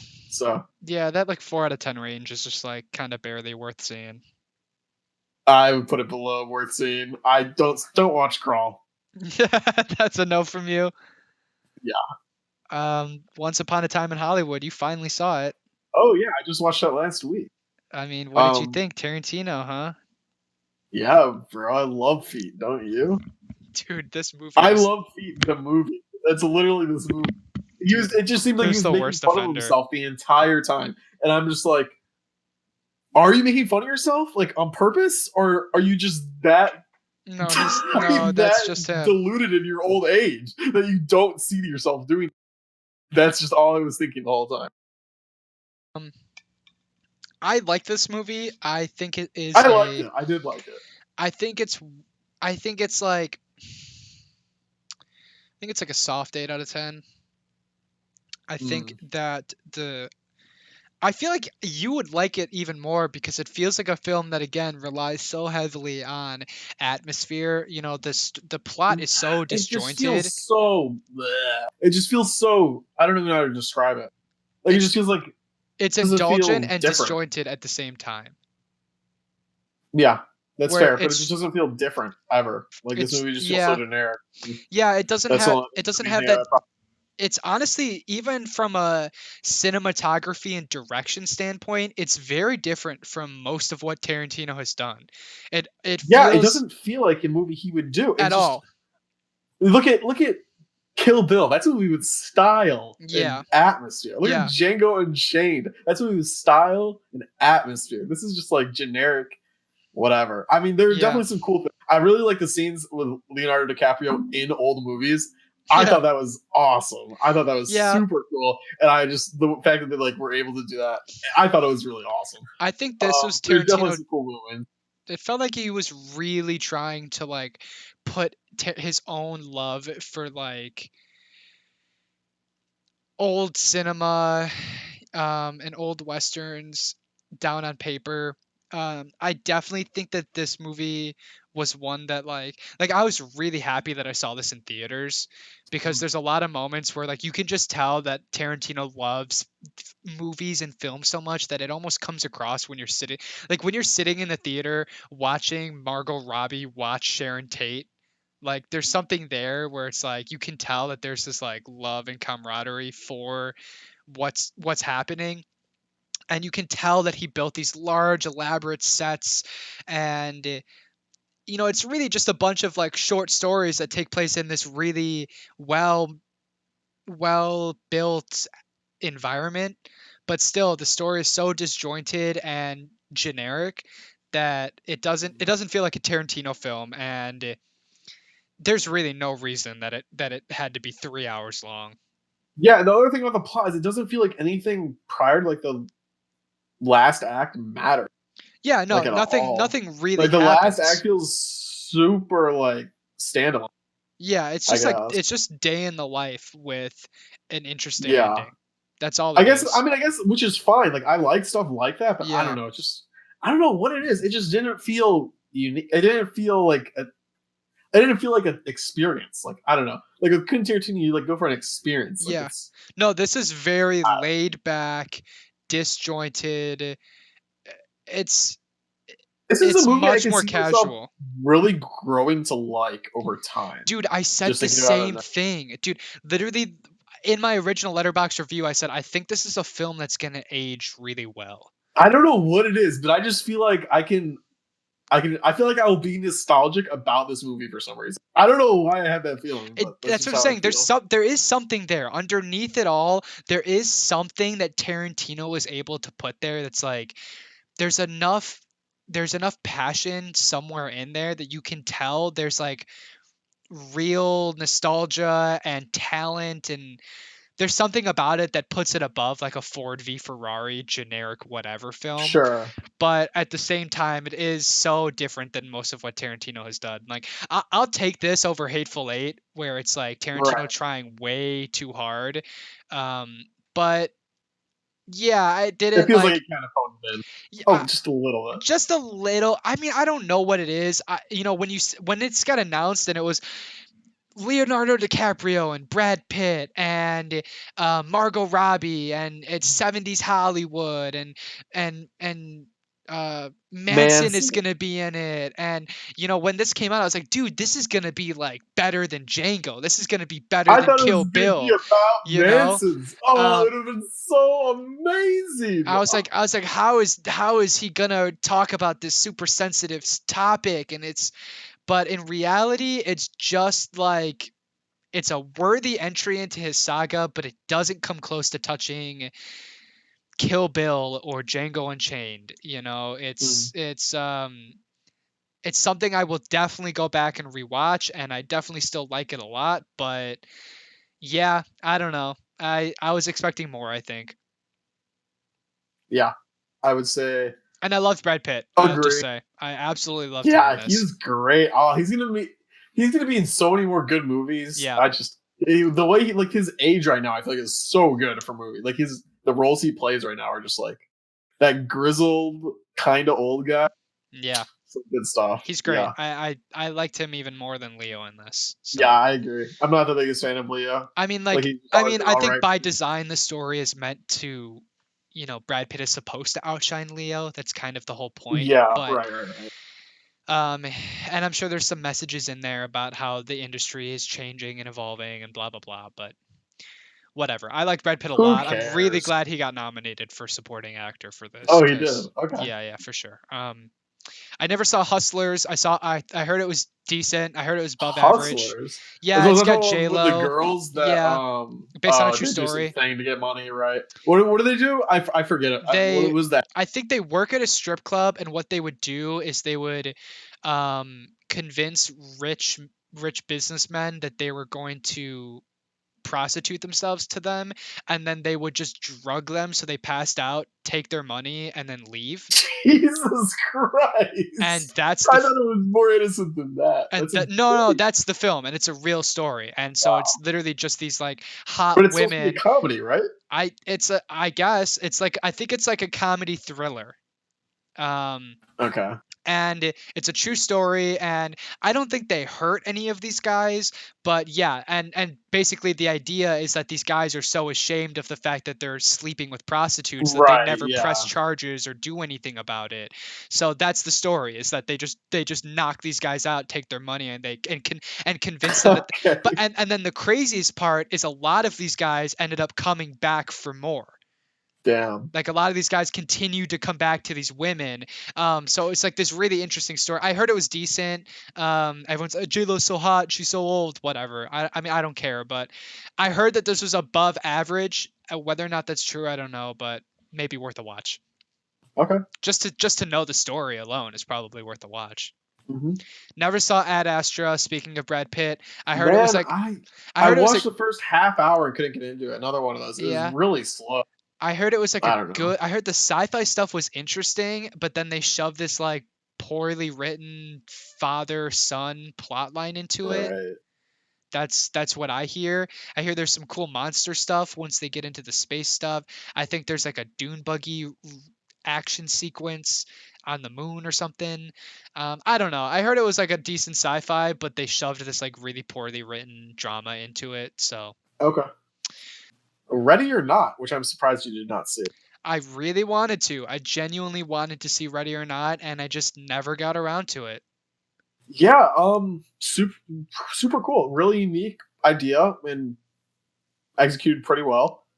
Not scary, but I don't think it's really trying to be scary. Comedy thriller. Yeah, comedy thriller. I think is a good. It's very gory. It's Okay. very. I I'm I into saw the that. trailer for it, and I was genuinely interested. From the very first trailer, I was like, I think that's actually going to be decent. Yeah, no, definitely watch it. If nothing else, for the last like 15 minutes, not even like the last like 5 minutes of the movie, because the end is just unreal. I hope you haven't had it spoiled or like what I'm No, talking I don't about. know anything. It's unreal, but it's phenomenal. You have to watch it just for the ending. Honestly, Okay. the script is the only thing I really had a problem with. It's just the writing is really bad. And some of the dialogue is just like, what is going on? But I don't know. Okay. It's kind of part of the charm. It's kind of trying to be campy, I guess. I Okay. can't, but it's hard to tell like when If a movie's it's trying to being be serious campy or not. or if it's trying to be campy or if it's just bad. That's just I couldn't really tell. Okay. So, Yeah, kind of a cop out. I'll yeah. bump that up in the watch list for sure. Yeah, definitely watch it. I'm super glad I watched that. Let's see, Okay. anything else we missed in here we didn't talk about? Oh, you skipped Peanut Butter Falcon. I'm sure you should have it on there. Oh But my gosh, dude, I loved that. that movie. I loved Peanut Yeah. Butter Falcon. I'm so glad you brought that up. Dude, I went into this movie kind of assuming that it was going to be a generic, underwritten take on mental disability. This movie had it had no right to be as good as it was. I totally thought it was going to be full of cliche and So you didn't think terrible it was going to be writing. interesting? You didn't think it was going to be good? I went into it thinking it was going to be good. So I went I into a didn't. completely different I mean, no, here's the thing. I went into it knowing that it was getting good reviews, that it was supposed to be good, but I also went into it knowing that movies with sensitive political topics are are inflated typically in terms of how good the film actually is. So I was kind of expecting it to be not quite as good as critics were saying it was, and I ended up thinking the opposite. I thought it was even better. Like I beyond the fact that they handled the subject matter really well and with a lot of grace, I think Shia LaBeouf is amazing in it. It has so much comedy and heart, and the setting is so like unique. Like the whole like riverboat stuff and this weird like ghetto southern atmosphere. It was just a really interesting combination of elements. Yeah, I didn't like it as much as you did. As much as you did, I definitely liked it. I thought it was really good, but I don't know. I didn't have that same connection, I guess, that you did with it. Yeah, I still did enjoy it, and I think Shia LaBeouf definitely was like the standout such a standout, man. I performance. mean, And and to say and like dude he's been on like I don't know if you follow him, but like he's kind of had like a really rough couple years. Like he mm, slipped into like addiction, and he was in like a psychiatric ward for a long time, and he's this is his comeback. And so he made this, and he made Honey Boy. yeah, Honey Boy, I definitely want. I haven't seen it yet. I haven't seen it I either. wish I could watch it. I don't think there is any um way currently to watch. Correct, yeah. And man, I just like something about it, like it his performance felt really genuine. And there were only a couple scenes in this that I felt were like didn't land super well for me, but I thought it was just a really well done version of this, like, disgruntled guy has to escort this, it's like the children of men scenario almost. And Mm. I don't know. The ending was very like, I guess the ending was cliche, but by the time it rolled around, I was almost kind of happy that it ended the way it did. I mean, Did I'm you the ever see the movie with Mark Hamill? God, I cannot remember the name. And Kyle from SNL. no, What is the name? It reminds me of this movie so with much. the teddy bear. Yes, yes. Uh, Grimsby Bear. Grimsby Bear. No, I never saw that. Grimsby Bear. Grimsby Bear. Very reminiscent of this movie. I think you would like it a lot. Just hearing you talk about this movie. Okay, is it like, does it deal with mental illness, Yes, I don't want to disability? say anymore. I don't want to say anymore. Okay, But it does. Yes. Brigsby Boy. I know, Yeah. I remember the film, but I never saw. I didn't know Mark Hamill was in it. Yeah. Brigsby Bear. Interesting. Okay. Yeah, I'll throw this on the watch list right now. Yeah. No, you should. I love this movie. Okay. It ended up being top 10 for 2017 for me. I don't know when I lowered it to a 7. I definitely had an 8 for a while. I think phenomenal. Phenomenal. Definitely. I'll watch it. I would love to rewatch Peanut Butter Falcon as well. I think it's mostly an 8 out of 10, but I bumped it to the 9 just because I kept thinking about it. And there were a couple of scenes that just really stood out to me. The whole scene on the raft where they're Yeah. talking about like how she's treating him and she's trying to be good about it. It's just like there are definitely some, and I think because I had recently taken a disability course at my university, like there are certain parts of this topic that I had been thinking about, Okay. and I just, like I said, I think that it should be noted that it handled the subject matter better than I thought it would. I thought it was going to be this Okay. generic cliche story about an unlikely friendship, and in some ways it is, but there's also so much different about it that it makes it more than that. Like it makes it a movie where it's like even when you kind of take the disability aspect out of it, there's still like a film there that's well written. So I think that's why I enjoyed it. Okay. Uh, Yeah. Anti Falcon. Gemini Man, I'm just glad that it lost money. I never saw Gemini it. Man be like, bruh, what were they thinking? Dude, it's the guy that wrote it was one of the writers on Game of Thrones. Yeah. One of keywords. One of. Dude, well, it was two Really, dudes. it wasn't George R.R. Martin. Well, that's what I mean. It was one of the two showrunners. Yeah, dude. I don't know, man. Will Smith just sucks, huh? Yeah. He's just. I mean, dude. Will Smith, if you're He's just listening. a huge meme at this point. I mean, dude, he's just. Did you watch the trailer for Bad Boys, man? I mean, I watched that video that Red Letter Media did of Rich reacting to all the trailers. Dude, have you seen that? No, I haven't. And that's one of them. That's the only way. That's the only one I've seen. Dude, there's a moment in the trailer that straight up looks like it was filmed with an iPhone. There's a moment. It probably was. Dude, there's a moment where they're on the roof and they look at each other and he goes, "One last time, one last time." Yeah, and it's, dude, go rewatch it. It straight up looks like they were like, "We forgot to film this scene. We need to whip out someone's phone and film this right now." Dude, it's so Will Smith, man. I mean, I don't know, dude. Wait, is it trailer 1 or 2? Do you know? It's the first trailer. It's oh god, dude.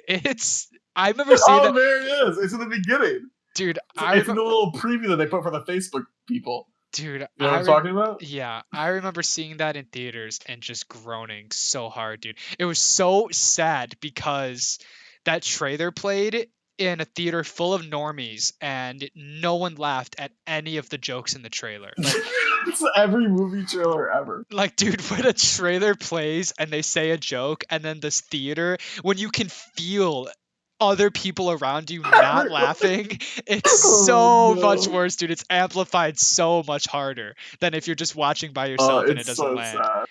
One last time. That's hilarious. Dude, I love that. It's unbelievable. So we gotta maybe I should watch it, dude. Yeah, Bad Boys or Gemini Man? What's the difference? Yeah, honestly, pretty much the same thing. You follow one up with chips afterwards too. Oh, perfect. Let's talk about Joker while we're on the subject of memes. Oh my god, dude! So many movies came out. I forgot about Joker already. Man, I don't blame you. Joker was. I wasn't a big fan. Dude, okay, let's be real. You came out of Joker thinking it was fine, and I did too. I don't know what's up with this. It is fine. Dude, there are these people that like are now making the rounds of like Joker was a trash movie. Nah, I don't think it's trash, dude. I think it's just fine. You know, it's like a 7 or an 8 out of 10.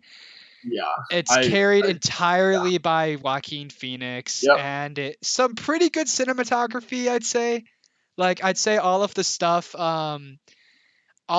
surrounding the talk show is actually pretty well shot. Yeah. Speaking of the talk show, though, I just want to say for anybody who actually didn't see it coming, that he was going to get shot in the head at the end when it was the most blatant thing that was going to happen. And he was saying like, "Oh my god, it was so surprising! I can't believe that happened." Oh no, dude! Everyone knew it was coming. Well, dude, that's blatantly obvious shit ever. No, dude, people is not clever. No, dude, I don't think it was supposed to be clever. I think those are just people that are stupid. Yeah, that's also a possibility. Dude, that's 100% it. Because what made it good was that you knew something crazy was going to go down. You knew that, and as it progressed, you knew more and more that he was going to kill the host. I mean, that was I mean, dude, you knew he wasn't going to kill himself. I mean, it was very obvious. Anyone that thought otherwise is just empty in the head. So. Yeah, I don't know. I don't understand why everyone loved this movie so much. We get it. It's because the Mentally writing. ill people are treated bad. Okay, But that's the thing, dude. Is cool. the writing is really, really weak. The more you look Yeah, into it, it's like, and I think the fact that it has such weak writing, but it's dealing with such a sensitive topic, like that's what, like if this film had a worse actor for Joaquin Phoenix, it would be kind of what I was alluding to when talking about Peanut Butter Falcon, of like, yeah, you know what I mean, like a serious topic with like an okay premise, and it's just like, oh, like executed just meh. yeah, exactly. This movie was very much, it was almost in that wheelhouse, but then Joaquin just elevated it enough for people to look past that, I think. And I think like the normal general audience doesn't really care about writing. They care about what they see the main character do. And so this movie's definitely overhyped. It has way too many Oscar noms. How did it get a lot of Oscar It got nominations? a lot, dude. It got like everything. I think it got dude, No. it got a nomination for best director.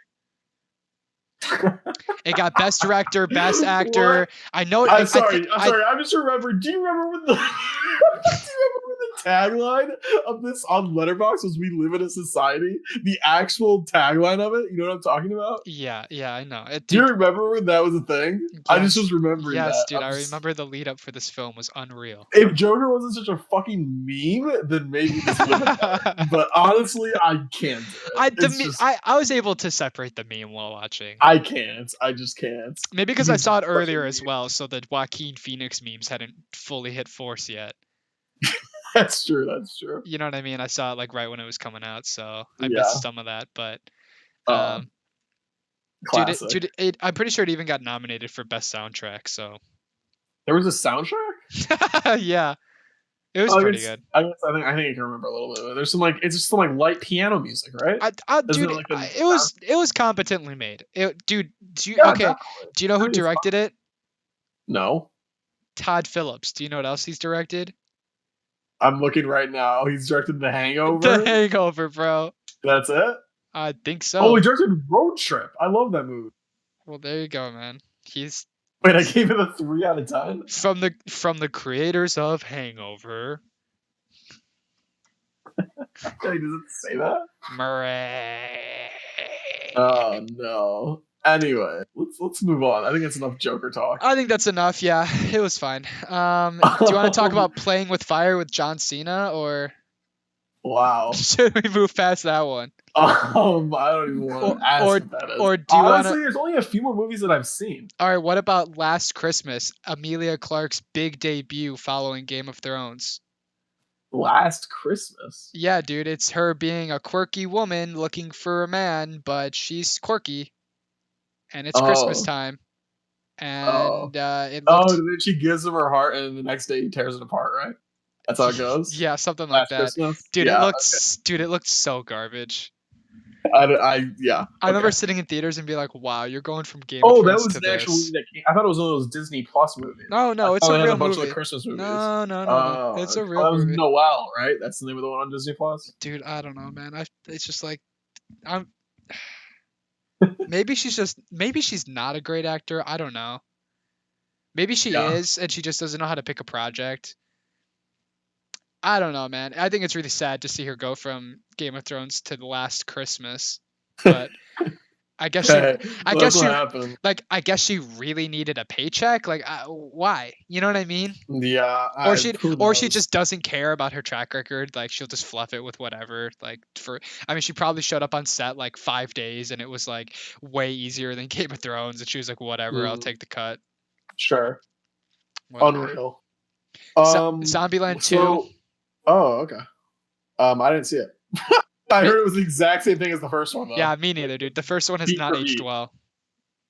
I haven't seen the first one. I remember seeing the original in theaters with my dad. That's all I remember. Yeah, And it's I remember thinking it was hilarious, but yeah, I was like 12.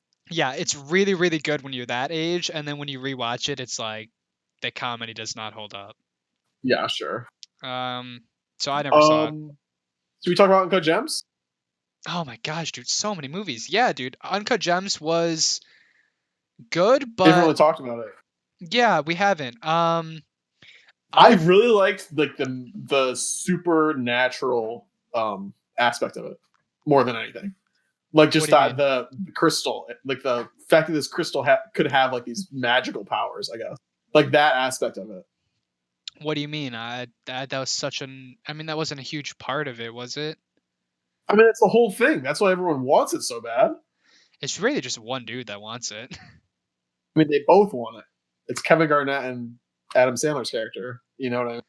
That's kind of my whole thing with the movie was like the struggle to like because he wants it back. Wait, am I totally misinterpreting this movie? Yeah, dude, I didn't pick up on any of that. Wow. Wait. Okay. So, what do you mean you didn't pick this? That's the whole plot.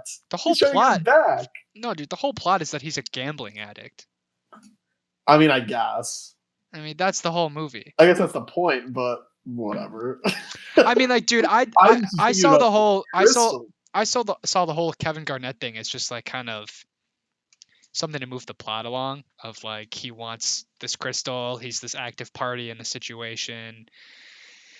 I guess I never still, took it I as mean, I never took it as the crystal is legitimately like I don't know. I guess that was I the can thing I see was what you're thinking about saying. more than anything. That one scene where he's like looking into it. Hmm. No, I mean like There's you're some definitely very interesting like supernatural and like magical realism esque stuff going on in this movie. it's That an is, interesting I yeah think, that's an interesting take and like there's all the is there a weird one shot where he like zooms in on a crystal and it turns into someone's throat, or am I imagining that? well I know like the very intro to the film is Oh, like not they that. find the crystal and then there's the whole psychedelic sequence right where they're going into the crystal and stuff And it's and his colon. yeah right That I'm pretty sure it was again in someone's throat. I don't know. Maybe I'm crazy, which but I think that that like that brings me to the next point of like, dude, the Safdie brothers are so good at like showing the dirty sides of humans and like yeah. the dirty Have you side seen of Heaven human Knows What? behavior. What's that? Have you seen Heaven Knows What? No, Their first movie? no. Oh man, that's the reason I was so hyped for Good Time originally. Yeah. It's if you're into like mental illness, like stuff like that, it's just like the same style of stuff about like these drug addicts in New York, Okay. just like living day by day. I'll check. It's great. Okay, I'll check that out. I would say it's better than Uncut Gems. Well, But I'll say that I liked Good Time more than Uncut. yeah, Um, yeah, Good Time is generational, as they say. I think Good Time is so phenomenal because of the fact that it feels like one long anxiety trip, whereas this This is film it's very similar. I it feel is like similar. most No, of no, it. no. It's similar, but for sure. Not on the But same it's scale. still like it still gives you some time to breathe, Yeah, and something about the stakes felt off to me. Like you can tell the stakes are high, but it yeah. It doesn't doesn't really feel like there feel are stakes. right. Like you can tell that like he owes money to these different people and stuff, but until the very end of it, like you never really feel like there's many stakes. You Yeah, know what I mean? It doesn't feel that nothing like in Good Time like you feel like his back is up against the wall the entire film. I You mean know it what I mean? literally is. I Yeah, mean, like literally, the straight end yeah. is him getting fucked. Right, like He's um done. So and so this film isn't that and I think it was missing a little bit of that. On the flip side of it, I thought Adam Sandler like was phenomenal in the role and I never doubted him for a second. Um yeah, and I think he's good. Yeah, I love the way that they end their films. Like I knew this film was going towards something depressing. So mm, like when he won the bet, I was really surprised because I knew that like oh how and then immediately afterwards, yeah. you know, so and I was watching it with my buddy Mike and his jaw literally dropped, but mine didn't because I kind of saw it coming. I didn't see exactly that coming. I knew something I was mean, I coming. thought he was gonna die. Yeah. I didn't think that was gonna happen. I'll say. Yeah. So and there are some interesting twists and turns throughout like when you find out the one guy is his family member and like um You know what I'm talking about? I think so. Well, because there's the whole scene where like he's dealing with those loan sharks and they like strip him down naked and stuff him in the trunk of his car. Right. And then like 15 minutes later, he's at a family dinner and that guy is sitting across from him. And you're like, what's going Oh yeah, on? yeah, yeah, yeah, And you yeah. find I out that remember that. they're related. And it's like, they did do some interesting writing things there where it's Sure, like, sure, sure. the film did this thing where it kind of dropped you into his life and then slowly revealed aspect after aspect. Like, oh, Yeah. like first he goes and sees this young girl, but then you find out that he's actually married. And it's like, Yeah. they do reveal the script in a very competent way. So there's enough there to keep you engaged the whole time. Yeah, definitely. No, I thought it was awesome. I went into it thinking it was probably gonna be my favorite film of the year. Yeah. I think I was kind of naive for thinking that, but I Yeah. mean, after Good Time, come on, I wanted another good time, you know? Dude, I feel like that's kind of and dude, there's that one line near the end of the film where the guys are in the box and he turns to him and says, "Are you having a good time?" And I was like, dude, I didn't even you realize it. didn't realize that? Yeah, dude, at the very end when those guys are sitting in the box or whatever, he's all hyped about the game or whatever, and the one guy says, "Are you having a good time?" And I think Classic. that was the tagline for Good Time. So, um, dude, I was Yeah. gonna say I feel like the theme for this year is uh like directors or sequels or films that like were really hyped up and were good but not quite as good as we wanted them to be. There are a couple action movies I never cared about. Hobbs and Shaw I never saw. There's a new Terminator never saw, Oh, and something else I can't think of. Oh, that Godzilla movie. Never saw any of those. They looked all yep. generic and whatever. There's Um, only two more movies I think I have here that we haven't talked about that I've seen. I never saw The Beautiful Day in the Neighborhood with Tom Hanks. Yeah, Heard no, it was okay. I never saw Jojo Rabbit, which I wanted nope, to see. Taika Waititi, I heard it was pretty yep. good. Kind of mixed things. I didn't see either of the two big war movies that came out, Midway and 1917. I did watch 1917. Do you want to talk about it? I mean, how'd you Yeah, I'll feel? talk about it a little bit. I didn't go into it like expecting much, just because honestly, I didn't know this movie existed until like a month ago. I don't know how. It kind of like just flew under the radar for me, at least. I don't know if it was Didn't it like that just in come out, general. 1917? Yeah, but I mean, I didn't realize it was like a thing, like going to be a thing that Yeah, came out. you didn't know it was coming out. Okay. Yeah. So I don't know. I thought it did some cool things, did some cool experimenting with like the obviously it's like supposed to be one take, the whole thing. Yeah.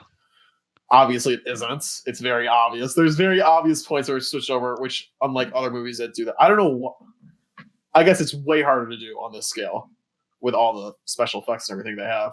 Yeah. But there's definitely some cool, they try to hide the cuts, obviously. So there's some cool things they do to hide the cuts. Right. And it's kind of cool to look at that stuff. And there's some really beautifully shot scenes. There's one scene at night where there's one scene where at night he's like hiding in this church-esque building, I guess. Okay. And this fight starts happening, and I don't know if you've probably seen the screenshots. I see them like all over their advertising, but like these these lights and like flares are like going off, and he's like going through this like completely pitch black like ruins of this like church, and there's like these flares, everything going off. It's just like the lighting and everything is just like it looks really, really sick. It's like just fully illuminated by those flares. So there's some really cool stuff. Definitely some cool moments. If you're into that kind of movie, I know you aren't, but if you're into that kind of movie, it's definitely worth watching. I thought it was decent. I thought it was better than Dunkirk, honestly. Okay. That's enough for me to probably go see it then. It's cool. I wish I saw it on 70 millimeter because it would have been fucking gorgeous. But Yeah. you know, it's like $20 to go do that. So yeah. You know, I'm going through some 2019 stuff right now. Dude, I never saw the new Hellboy. Heard it was trash. Never saw that. Good Boys was decent. Never saw it. It was okay. Escape Room, never saw that. I wanted to see it because I knew it wouldn't be that good, but it would be like enjoyable. But I just never. Maybe I'll watch it. I don't know. It's. Yeah. I know what I'm getting with that one. I never saw. The Report with Adam Driver. Oh yeah, I forgot about that. Never saw that. I never saw The Farewell, another supposedly great foreign film. Yeah. Wait, Farewell is not foreign, is it? I think it is. No, it's not English. positive. I never saw El Camino, and I refuse to let you talk about it because I never finished Breaking Bad. Yeah, I can't. can't honestly I heard it say was anything good. about that. Yeah, it basically is just Another episode. not even. It's like a circle jerk, basically. I guess for Oh, Breaking Bad fans, it's just okay. like everything everyone wanted to see. Okay. It's just like, okay, cool, I guess. Like it was Okay. very unrewarding because it was like everything. It was just like Okay. you got to see every character's like arc like finished, I guess. All right. Might be interesting to It's a watch. cool supplement to the series, but it's definitely I Whatever. would I guess I have to consider it canon, but I try not to think of it as part of Okay. Breaking Bad. I saw Scary Stories to Tell in the Dark. I thought it started off really well and then falls downhill really hard. Yeah, well then is it shot as an anthology or no? No. What? No, Why not? it's a cohesive story, and it's I don't it's understand. it's kind of an anthology. It's almost like the Goosebumps movie where it's like there's these like There's like episodes or whatever. no, like what happens is like they find this book and then like they read the story and then the story happens to someone they know. Oh, okay. Okay. Um yeah, so that's kind of how they I do it. okay. But like the beginning, like the first sequence where it's like this bully gets lost in a cornfield is actually like really great, and then the rest of the movie is just whatever. So Okay. um I've wanted to disappointing. watch it. I try to watch all horror movies, obviously, that come Yeah. out, but It was just disappointing. I mean, Guillermo del Toro did a great job with all the monster designs, but it's not a very good movie, and they set it up hard for a sequel. mm, Hard. Like it's really ambiguous. Like basically some of the characters just disappear, like some of the main characters, and they're like, we're gonna go find them, and that's how the movie ends. okay. So really, really odd choice to make for a movie that clearly isn't very good. And I mean, maybe they'll probably make a sequel. I don't know. It's easy to pump those out, right? Yeah. I would Never saw assume. Honey Boy. I heard it was good. Nope. I never saw Yesterday. I heard it was trash.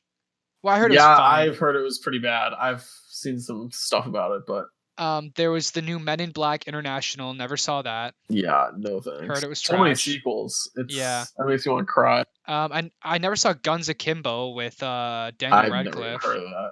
I don't even know what that is. It's Daniel Radcliffe and he's got guns nailed to his hands. Um, Okay. Okay. there's I've Alita only seen, Battle Angel. Never saw that. yeah, never saw that. Long Shot with Seth Rogen. Apparently pretty good. Never saw it. Queen and Slim. Never saw that. Rocketman. That was pretty good. That was like the follow up to Bohemian Rhapsody, but it was actually a musical. Right. I It heard was it was pretty good. in some ways better than Yeah, Bohemian in Rhapsody. some ways it was, but I think the music is I like the music of Queen more, so that Right. helped a Yeah. little bit. But it was definitely a better story with better acting, but still wasn't written that great. And it's a musical, which is kind of hard for me. Like these really fantastical musical scenes, like that doesn't land for me most of the time. So Sure. whatever. Except for La La Land, right? Except for La La Land, exactly. Straight up, dude, straight up, that's the only one that's like an exception. uh, That classic. movie's really something for me. Classic. Yeah, there's only one more movie that I've seen that we haven't talked about. Are there many more for you? There's Little Women. You've Uh, seen? Little Women, yeah, I saw it. It was good. Oh, It's I haven't gotten to see it. it's kind of generic. None of the characters ever do It's anything got wrong. Midsummer Girl in it, right? Yeah, it does. I'm gonna have to watch. And Timothy Chalamet, which I really Right. like. And wait, does that have Al? Don't tell me that's Al Fanning too. It no, it's not. It's Emma Watson though. Okay. It's good. None of the characters ever do anything wrong. It's just like a wholesome story about like a family going through struggles. It starts off really slow and gets better as it goes. That's pretty much all I've got. Yeah, I Not definitely want to watch it. I just haven't have a chance. it's worth a watch. It's just not that great. Marriage Story was awesome. One of my favorite of this entire Mm, year. I did an entire episode about it. Definitely recommend seeing that. Knives Out, I never got to see, but I really wanted to. I almost saw it, but we got to the theater and there were no good seats. So, yikes. but that looked good. The Irishman, did you ever see that? I saw the scene of him getting curb stomped or whatever, and it looked like people making fun. I'm like, Jesus, this movie looks awful. Oh no, dude, The Irishman was really great. Oh, okay. I mean, I liked it at least. I mean, it's long as hell, but it was a good movie. If you like Scorsese films, this is right up your Honestly, alley. I'm not a huge fan of this type of movie. This movie is definitely So, better than it's definitely better than The Departed. And whoa, that's I controversial. don't like The Really? Departed. Oh, that's like I'd say it's like a 9 out of 10 movie. I like The Oh, Departed. well, interesting. I'd say this movie is a healthy medium between The Departed and Goodfellas, where it's not overly comedic, but it's like it's got funny moments, like situational comedy in it, but it is more of like a historical. I don't know. I think Goodfellas really falls apart at the end for me, whereas this film has an amazing ending and it's super ultra depressing at the end. Um, it was good. It's definitely worth watching, I think. There's so many powerhouses in it acting. Right. Um, Maybe one day. never saw Cats, but Yeah. maybe I should. I really want to get my hands on a copy of the pre-patch version of Yeah, it. right. I Exactly. really want to see that. Just to pick it I'm apart. sure. I'm sure it's possible to get. We'll wait a little bit, but I'd love to watch. The new Star Wars, you didn't see it. I'm probably gonna do a whole episode about I it, so I won't talk about it too Yeah, much. But that's fine. I know um, what happens, but um, I have no interest in dude, seeing it. it's weird. Star Wars fans suck. I'm just gonna say it. Like, I don't think any of them know what they want, and that's not me necessarily talking down to them, but I do like. It's so weird because like The Last Jedi came out and everyone hated on The Last Jedi, and then this movie came out and everyone was like, "Oh, actually, I like The Last Jedi," and they like Yeah, almost okay. they The thing hated on is, this movie for they're like probably going. both trash. That's the thing. This movie, like this movie, I think is not completely trash. I think if you like The Force Awakens, you'll like this film, and I think The Force Awakens is great personally. I think it's the better of all of the films. But you can definitely tell that they shoved two films into one, and things happen just to move the plot along, and there's God so damn, they much. fucked up so bad by Yeah, switching directions. yeah, I think They if J.J. fucked up Abrams did the whole so bad. trilogy, I think if he did the whole trilogy, it genuinely would have been better. Yeah, And because this is a good film, I seriously, I don't understand the hate for it. It's not amazing by any means, but dude, I went into this movie thinking it was going to be completely trash, and it's fine. It's a good, like, the ending is solid. Like, it's got spooky parts. It's got great action. Like, honestly, it's got a couple cringy dialogue scenes, but it's not that bad. And they're able to like rebound from the issues from The Last Jedi in a smart way. It's almost like JJ Abrams sat down with a marketing department and was like, "Okay, these are all the things that people didn't like about The Last Jedi. Let's fix them, let's tweak them, let's figure out what people did like about The Force Awakens." And he did his best. My only criticism is the fact that they move things along so quickly that there's no time for the dramatic stuff to yeah. breathe. You can really tell that it's rushed. Interesting. See, I know the plot, but I don't know. I haven't seen any a second of the Yeah, movie, yeah. so I'm interested in watching It's once it comes weird, out. dude. It's a weird. I'm telling you, you can tell. Like, it's almost like I bet there's a moment about halfway through that you could pick out to be like, and that's the end of the second film. You know what I mean? Yeah, damn, Um, that sucks so It much. really sucks. It really sucks, dude, because it's like there are some interesting arcs in there, and most of the characters end pretty well. It's just I heard like, that they completely cut out Poe and the Asian girl's romance. Like it just oh does not yeah, come back. oh, It's not at all. hilarious that he Yeah, dude, did that. He she's just he just said, "Fuck you. yeah, You dude, fuck my yeah, movie. I'm gonna fuck yours." yeah, dude. That's so Rose funny. is in like maybe one or two shots. Oh, that's hilarious that he did Yeah. that. That's what I'm saying though. It's like he really tried to make it his own, and if you kind of just forget about The Last Jedi, this is pretty solid. Can any of us forget The Last Jedi? It's kind of insane looking back. Like you have this universally loved series where everyone just like eats whatever they put out, and you make a movie that people genuinely don't like in that series. I can't believe that happened. Yeah, And now it's I mean, I doubt this. I can't even think of the name. The last Skywalker, Rise of the Skywalkers. Yeah. What is it called? The Rise of Skywalker. Rise of Skywalker. Because Kylo Ren. Right. They it just seems like they're back on track. At least from what I've heard. I mean, mainly. okay, I mean, like, dude, it's decent at least. yeah, It's exactly. not It's Last Jedi. decent. Yeah, Like the no. Last Jedi, this anomaly of something. I just can't believe it happened. And now you It's have like hilarious. you have these apologists that are like, well, at least the Last Jedi was something original, and it's like, dude, it It doesn't doesn't. It count if it's doesn't. bad. If it's originally I, bad, it doesn't count. Um, oh, that's good. I'll take something above average that's generic opposed to something Yeah. that's trash and original. Like I just don't. Honestly, It's yeah. and like and If that's the other thing too though is that dude, people act like Star Wars is the super original, interesting, complex story, and it never has been. yeah, It's right. never been that deep ever. It's always That's just why a. You know what I I mean? told I you don't a few years understand. ago. I told you a few years ago they're fucking up by expanding this universe so like Star Because Wars is there's such a nothing simple there. thing. Yeah, there's nothing, There's and nothing there, they dude. can't. I told you this, and you're like, I I don't remember. know, I but I'm remember. like, dude, there's nothing. They But dude, don't that have enough to do. but dude, It's just dude, but I don't dude, know what they're doing. beyond just that though, there's no cohesion. Remember we were talking earlier about Marvel and like someone sat down and was like, these are the story beats we need to hit for the next 10 Right. years. There that just does.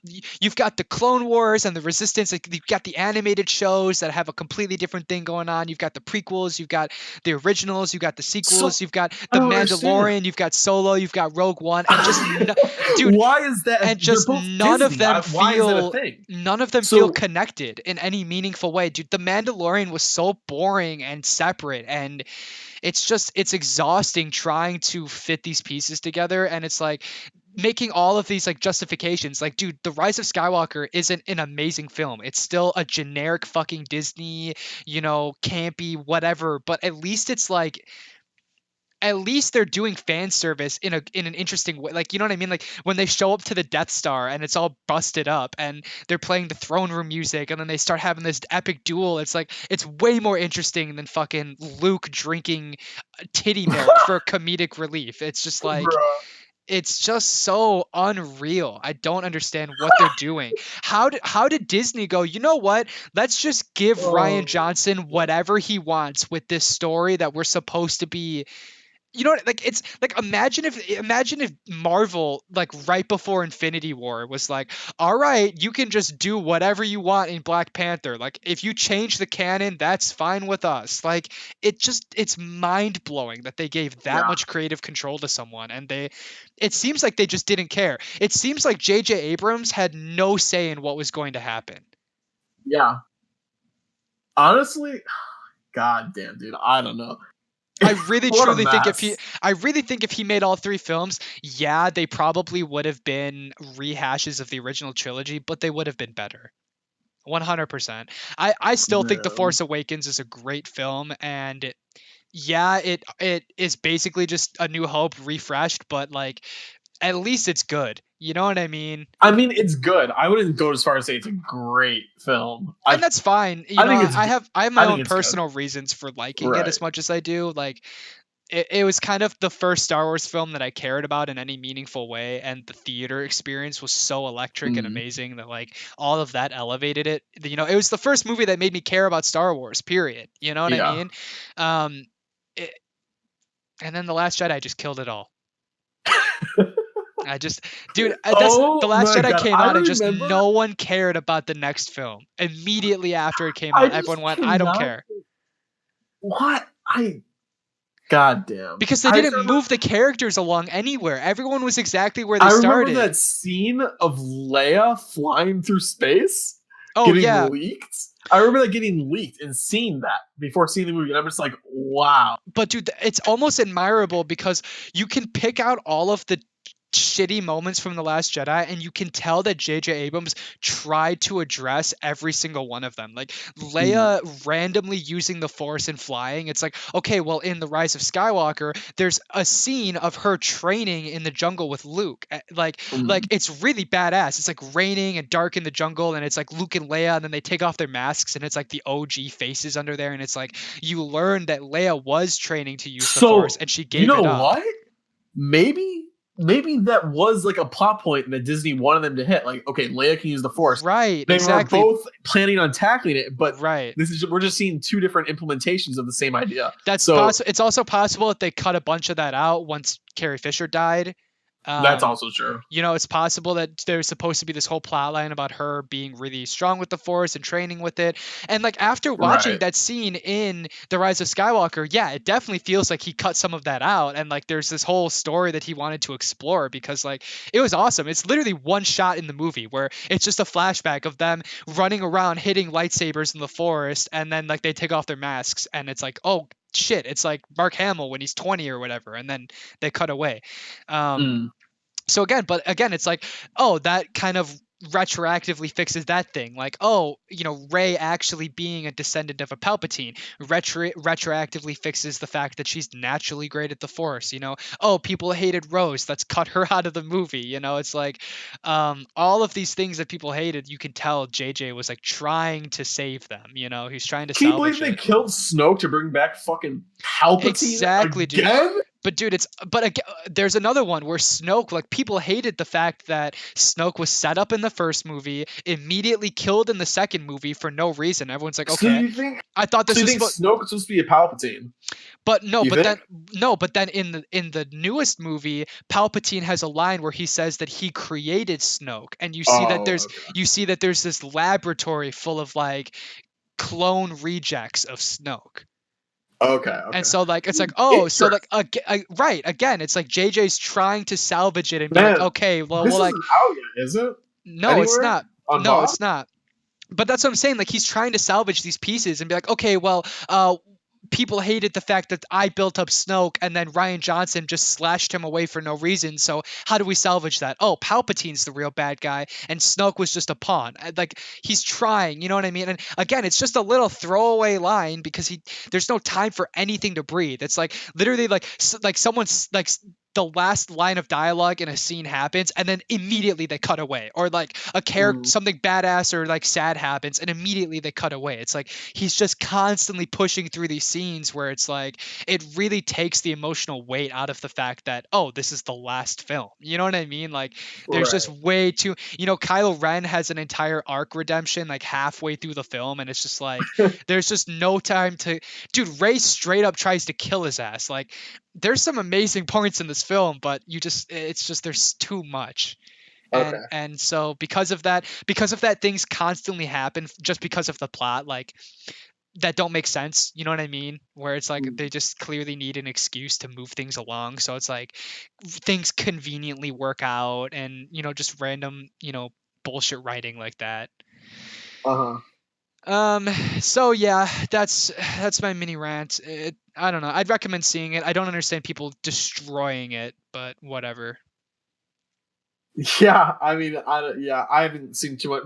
I mean, I was really into the outrage for Last Jedi because that was hilarious, Yeah. but I haven't really followed any of this. I don't really um know what the opinion was or anything, but it seemed like it's decent. yeah, I read through the major plot points because I like to stay up to date with my Star Wars, all of even the though I don't like Palpatine watching the stuff is movies. all the Palpatine stuff is super spooky and well done.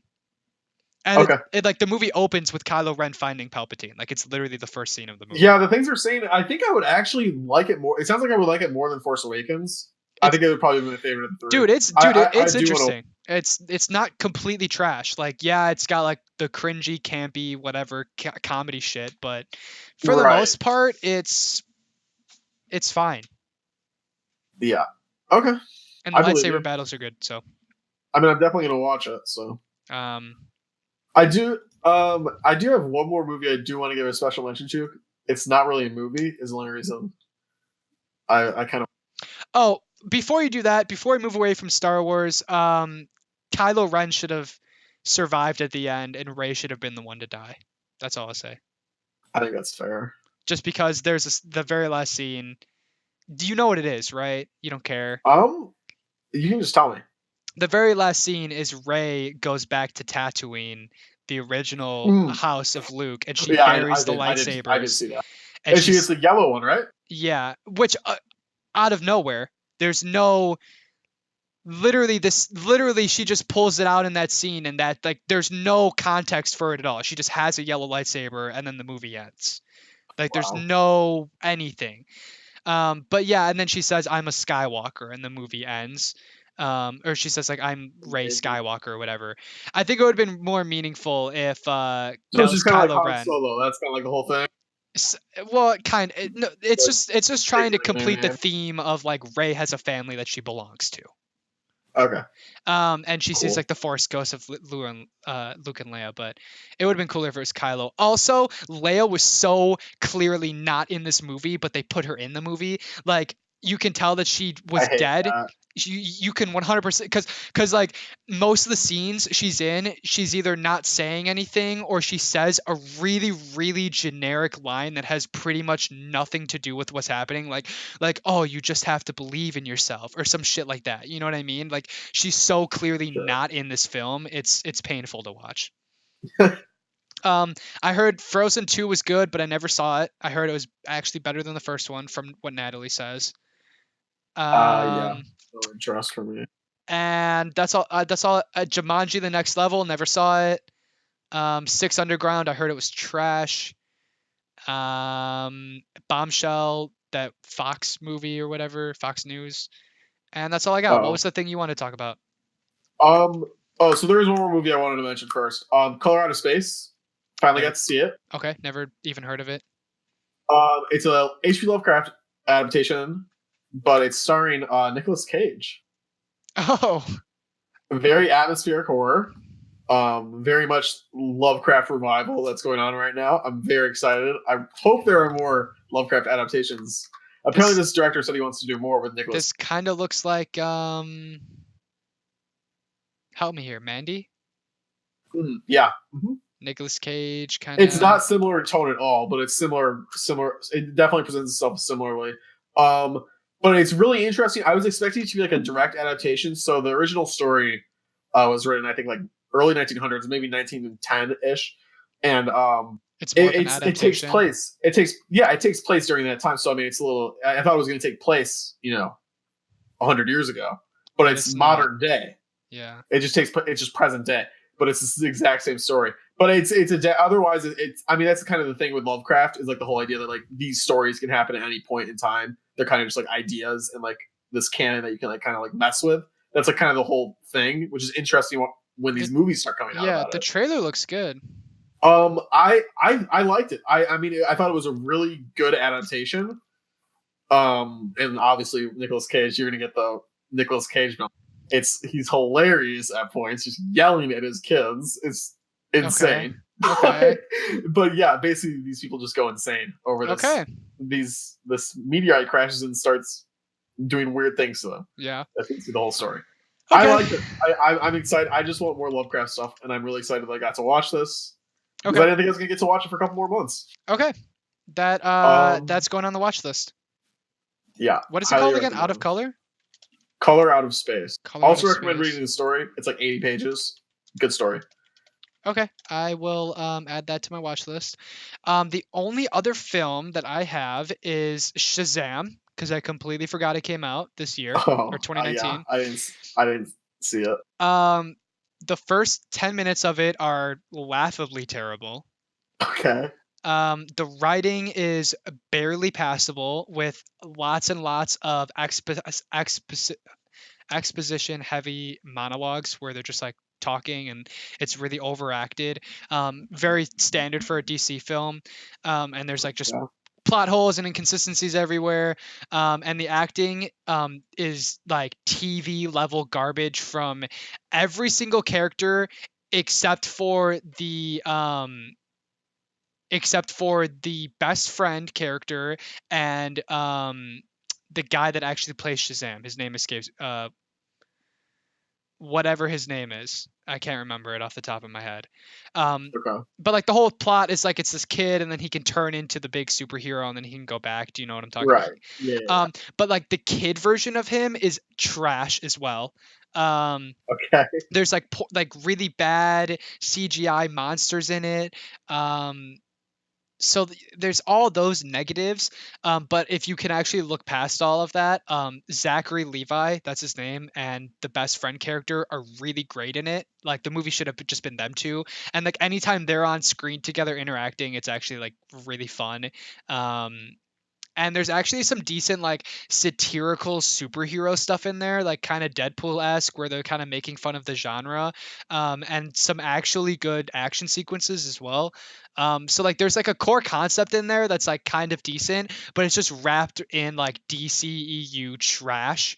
Um, the end of the film has a really good twist, um, and they do some fun stuff where like they acknowledge the fact that Superman is a part of this universe just a little bit. And he makes like a quick cameo at the end. So it's fine. I gave it a 3 out of 10, but it's like a God, this doesn't no, no, sound very no, no, fun no, to no. me. I gave it a 3 star, 3 out of 5 star. Okay, Yeah, yeah. okay, okay. I gave it a 6 out of 10, but I think it's probably leaning more towards a 5 out of 10. There's just like the heart of the Okay. film I really, really enjoyed. So like it was hard for me to kind of look past that. And then the ending is really good actually. So it's a weird film. But like I said, dude, the writing and the acting is just mostly garbage. So Okay. there you go. Well, I think that's there's, it, like I right? said, one more thing I do want to talk about. Yeah, what's up? Not technically a movie, but it is on Letterboxd, so I think technically it counts. And if it does count, it's technically my favorite movie of the year, but I don't count it since it's not really a movie. It is Full Force, a documentary produced by iDubbbz that came out earlier this year. Oh, Did you watch it? no, I never saw it. Um, it's it's beautiful. I mean, unironically amazing. Like Yeah. amazing storytelling, amazing comedy, amazing documentary filmmaking. Oh, I I mean, really it's got to see that. unreal. Do you know anything about it? I Or know no? nothing about it. I might as well go on blind, I guess, but I mean, it doesn't really matter. But he basically goes to this to see this YouTuber named Airsoft Fatty who makes airsoft fight videos and Star Wars lightsaber fight videos with his friends. This really fat guy, and he travels to where he lives and just follows him around and like talks to him and his friends. makes a documentary about That's the it. entire thing. Yeah, it's amazing. I'll watch that. It's, I will 100% watch that within the next couple of days. okay, it's 50 minutes. It's Okay. really short. It's amazing. So I just wanted to give it. I want to give a special shout out to that. But do we want to say our favorite movies If of the we're year? well, Before we real leave? quick, if we're gonna do special shout outs, I've got to shout out Watchmen season 1. It's only going to be one season. It's just a short limited run series. They're not doing any more episodes of it. Okay. Really, really great. It's David Lindelof. He did The Leftovers. Phenomenal, dude. If you like the direct, if you like the original movie at all, which you have to watch the director's cut, the original's trash. Okay. Or if you like the book at all, really, really good show. The way that they're able to, like, when Dr. Manhattan finally shows up in the show, the way that they portray him is the most interesting portrayal of a godlike character I've ever seen put to film. The way that they like handle like the way he perceives time and stuff. But it's like it's Watchmen. It's more political than anything else. It's not even really a superhero show, which is why he doesn't show up till really the end. So that was amazing. Chernobyl was amazing. I think that was 2019, right? Yeah, it was. Amazing show. Again, just a limited run series, which is why I'm giving it a shout out. Mm. If you know nothing about the story or the depth of it, the show is not only written and acted amazingly, but it really, really puts into perspective how serious the issue was and how many steps along the way they could have like literally destroyed a continent. It blew my mind, and it was actually really riveting to watch. So I would definitely shout that out. And lastly, the final season of Mr. Robot came out, and it was probably the best season of television I've ever seen. If not that, at the very least, the best final season of a show I've ever seen. So I would Wow. definitely recommend that. This is also coming from the guy who hasn't seen the last episode of Breaking Bad, by the way. This is 100% true. But even saying that, like most people wouldn't say the last season of Breaking Bad is the best season. That's fair. I'm saying the final season of Mr. Robot is the best season of Mr. Robot, and that's such a rarity, especially since the show is solid throughout. So I was super, super happy. I've been following that show live. It's the only show I've watched week to week, and I've loved checking the Reddit and stuff. And at the point that it's at now, it's basically a cinematic experience. So I just wanted to shout it out real quick. I know Ralph the Movie Maker's doing a review series on it. The Ted Bundy Netflix miniseries Oh was yeah. interesting. Not the movie, but the Right. Yeah. Yeah. miniseries was actually really interesting, I thought. I'll give that a little shout Yeah. out. I want to give a huge special shout out anyone who likes true crime stuff. Jim Can't Swim on YouTube. Oh, Amazing okay. YouTube channel. Like amazing stuff. It's all police interrogation style stuff like that. He Okay. basically breaks down police interrogations and Okay. skips like interesting parts. Amazing breakdowns. Okay. He has incredible videos. So Okay. huge shout out. That's worth checking out then. And the Fire Festival documentary from Oh, I Netflix was forgot about okay. that. That was decent. I forgot that came out. Yeah, Netflix put that out. It was okay. I gave it a 7 out of 10, but it was I mean, it was a good subject matter and a pretty decent doc, so I'll give Yeah, that a little shout out as I well. watched a YouTube video about like you remember, you probably don't remember. I showed you this guy Glink on YouTube who does videos kind of like on top, like random topics to like dive deep into them. So he did one on the Fire Festival, so I kind of like knew like the whole story and like everything about this. So I never watched like that Yeah. documentary because I feel like it would be a lot of crossover. Yeah. But I mean, I don't know. It was good. Cool if they did like a fictional retelling of it. I think that would be interesting. Oh yeah, I mean it was good. It was weird because Netflix and Hulu both put out a documentary about it at the exact same time. Yeah, I was gonna say, didn't Hulu do one too? Yeah, the Netflix one I heard was better. That's the one I watched. It's the one where the meme came out of the guy that said he would suck dick to save the festival. That was a meme for a while, and then he actually did a commercial with Evian water because the whole thing was that they needed Evian water to get there, and the creator of the festival kind of told this dude that he might have to suck this guy's dick to get the water through customs. So then Yeah. Evian water actually hired him for a commercial, which is kind of Wow. funny. But yeah, that was decent. So I just wanted to shout those things out. I actually thought the Ted Bundy thing was really interesting. If you're into true crime at all, I thought it was a pretty well made miniseries. Yeah, no, it was I didn't. good. Yeah, I've I seen didn't a lot know of anything stuff about him. him. Like I didn't. Oh, okay. I mean, interesting. I mean, I knew he was a serial killer, but I never really knew that he was basically like the most prevalent modern day American serial killer, bar maybe the Zodiac killer or like the BTS killer. But beyond those two, like it was pretty much Ted Bundy, and he was just so prevalent in the news cycle.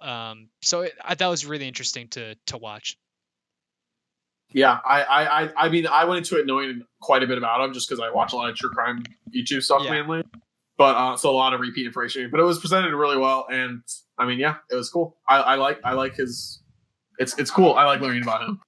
Interesting. Okay. There's also the America's got of a course, fascination the with Extremely Wicked as well. Yeah, I never saw that.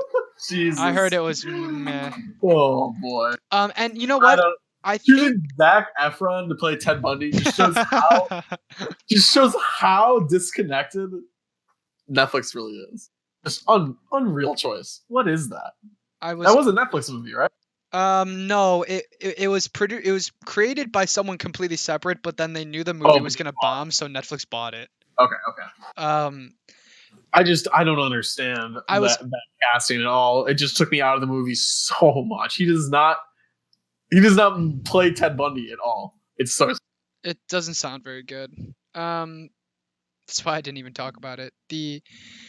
While we're on the subject of serial killers, though, I think Mindhunter season 2 came out in 2019. God, yeah, my manager told me to watch it. She said I would love it, and I'm like, season 2 is better than season 1, for sure, and it's David Fincher. And yeah, you told me about that. It's basically Zodiac the series. It's fucking great. Is it completely disconnected from the first season? Pretty much. You really don't have to watch the first season because you really don't have to watch the first season. That's what I'll say. Okay. It's not completely it's out now? It's not completely disconnected. It's the same characters, but it's not that important. There's not a whole lot of overarching plot. The whole basic story is it's about the first group of FBI agents to categorize people as serial killers and the struggles they went through to educate the industry and start catching them. And so what they started to do was they started to interview serial killers. So the first season has a little bit of that, and it's okay. The first season really dives into like philosophy and ethics and shit almost in a really like heady type of way, and it doesn't land. It's just a little dragged out, I'd say. The second season's way better, and it's very David Fincher. Like, it's spitting image David Fincher. I think he produced every single episode, and he directed a handful of them. Um, and they interview way more serial killers in the second one, and they're pretty much one for one recreations of the actual interview. So they're really, really Okay, that's like, cool. yeah, they're super well casted. Like, they look identical to the original characters, and then they also pretty much just copy the dialogue. The guy that plays, they interview Charles Manson in the second season, and it's the same guy that portrayed him in Once Upon a Time, which is kind Oh of yeah. funny. And then on top of all of that, they sprinkle in this little teaser that the BTK killer is gaining traction. So, like, they tease that ominously. And then there's also like an overarching plot line of them trying to track down this serial killer that was in Atlanta, Georgia, at some point. I don't remember his name.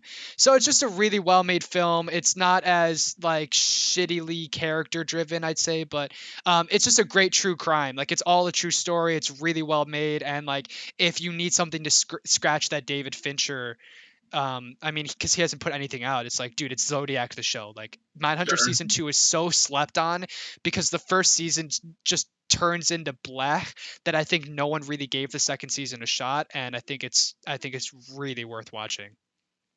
I want to know, give me your top three 2019 films, in no particular order. Oh God. Okay. Top three. There's actually more came out than I remembered. I mean, it was actually a decent year All for right. movies. Give me a second. That's fine. I'm going to do the same. I think, for me personally, my top three, I have to put Endgame up there. I know it's a meme, but it really has a special place in my heart. I would also say that I'm going to put Peanut Butter Falcon Okay. and maybe Marriage Story. Um, maybe Marriage Story. I don't know if there's anything else we've talked about that I liked more than Marriage Story. Yeah, honestly, mine's pretty straightforward. Looking at it, like all laid out like this, I really there's only four movies that I would really put into like a separate category from the rest of them, where I think are like above average, and Yeah. I'd say I I got, but I think there's another level in between this movie and three others. I think Parasite is kind of good but not great Uh-huh. tier, and these three films would be my favorites: Uncut Gems, Okay. Lighthouse, Okay. and then Midsommar. Yeah, I would say, yeah. You know what? I'm gonna keep my list where it is. Um, yeah. I mean, there's plenty of honorable mentions, but I think Endgame, Peanut Butter Falcon, and Marriage Story are gonna do it for me. Yeah, I still need to see Marriage Story. I could see that cracking my top three. I just haven't It's gotten around to seeing it. it's really well done, and it's got nuance. Yeah, I don't know. I thought it was a fine year. I mean, better Yeah, than it was fine. it was I'm glad fine. we got Midsummer. Yeah, we got some gems out of it. I feel like more and more we're just getting an increased volume of films, and we're getting more and more Yeah, it's auteur films in general. So, and AMC has implemented their new thing where they're going to give what they call artisan films a longer run in the theaters to give them a chance, which I really like. I think that's awesome. interesting. Yeah, they're trying to give, Like I can afford to go see any movies. yeah, they're like trying to give more space and time for those smaller films so that people have a chance to go see them, which I think is dope. Um, so I don't know. I think there's some really interesting up and coming directors that I want to see more of. Jordan Peele, Ari Aster. Um, I don't know. We'll see, right? We'll see. Yeah, I no, think 20. totally. I mean, I don't really know what's coming out in 2020. Yeah, I think are we really getting Nosferatu from Eggers this year? Is that a real thing that's happening? I have no With idea. I'm sure that would be good. what's her name? Yeah, Edgar seems to be promising. You got these really small, weird indie film directors that are putting out some Oh, that's bangers. So, 2023. Wow. It's Anya Taylor-Joy in Nosferatu um, by Eggers. That's his 2023. What is that? let's look That's so at sad. let's look at a couple things. We've got that look kind of interesting. That shitty Invisible Man movie. Um, Quiet Place 2, Mulan, The Final Daniel Craig. James Bond film with Rami Malek that looks okay. Conjuring 3. The New Mutants film Sonic. apparently, dude, Oh apparent yeah, finally. Remember when I told yeah, you the movie and you yeah, refused to believe that it existed? I'm dude, like, I don't know what to I tell can't you. believe it still exists. I don't know I how. can't believe it hasn't come out yet. It's been like 3 years. Well, I don't know if you heard, but Disney pretty much canceled all of Fox's upcoming Yeah. lineup. So I'm surprised that survived. I think it's going to be garbage. I wish it wasn't, It's dude. It's such a good well, idea. like Brightburn, where it's like a horror movie superhero film. Like that's It a works. fun It does idea. work. But you've got Black Widow. You've got a movie coming out from the producers of Get Out, but not Jordan Peele. Okay. So trash. Right. And I can't think of anything Evangelion else. 3.0 plus 1.0 is coming out this year, apparently.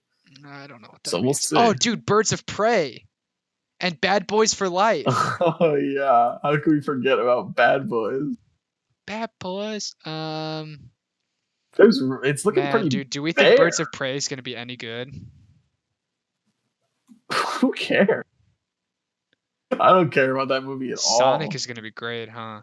Yeah, they fixed it. The face is better now, so it's a Yeah, good dude. movie, right? Yeah, good movie now. I mean, that's the thing though, is like these movies that we've never heard of before, like might be Yeah, good. I mean You know what I mean? we We won't won't know know. for Yeah. like 6 more months. Yeah, exactly. We just Until like won't. stuff There's actually no way to starts tell. playing. There's no way to tell if any of these are going to be any good. I mean, I think the James Bond one might actually be decent. But then like there's just these random fills like Antlers. Like I don't know what the Yeah, I fuck saw Antlers that. is, I'm like, or okay. so the personal life of David Copperfield. That's going to be a banger, dude. Yeah. We'll just think 1 year from now we'll be talking about that one. Ah, dude, we'll be talking about F9, bro. We got to get on the Fast and the Furious train. Bruh, we gotta Wonder watch Woman Hobbs and 2, Shaw. bro. We gotta get the full experience. Oh shit, dude.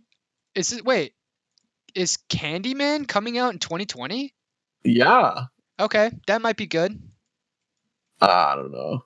Maybe. Jordan, It would be dude, cool Jordan, since dude, it takes place dude, on my campus. I finally watched the original, and I think Jordan, It's so weird watching that while living here because it's like my streets. Jordan Peele's a perfect fit to revitalize that movie.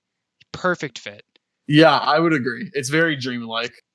But also just like the subject matter of like the original like kind of tried to implement like this racial metaphor. Because the Candyman is black, right?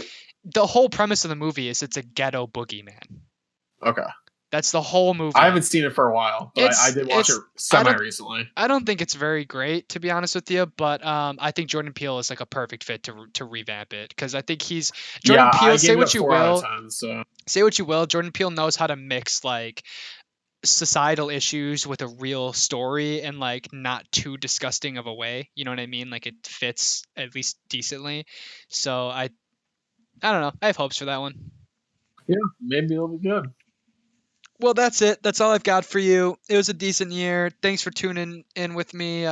This is definitely going to end up being 2 episodes, so I'll have to find a place to cut. Sounds good. All right. See you later, man. Thank you so much. All right. Peace, Bye-bye. brother. Peace. Okay, so that's it. That was the whole podcast. I think it went pretty well. I know it's long, and I know we didn't really dive super heavily into any one movie. Maybe next year we'll just cut it down to a list of films that we really care about and do it that way. I'm not really sure what would have been better. We wanted to cover as many bases as we could. I really hope you enjoyed it again.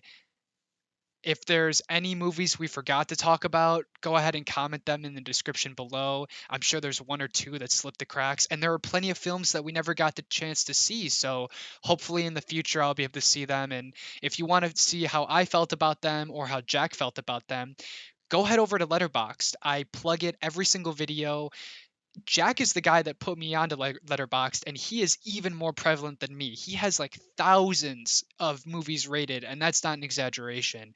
So, and he watches a ton of stuff, because he's going to school for film related things. So he is constantly watching older films and newer films. And so go ahead and follow both of us.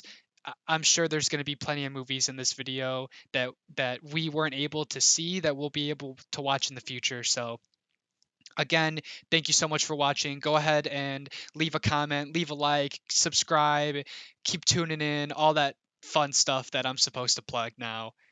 Thank you so much for watching. Have a great day, guys. Bye bye.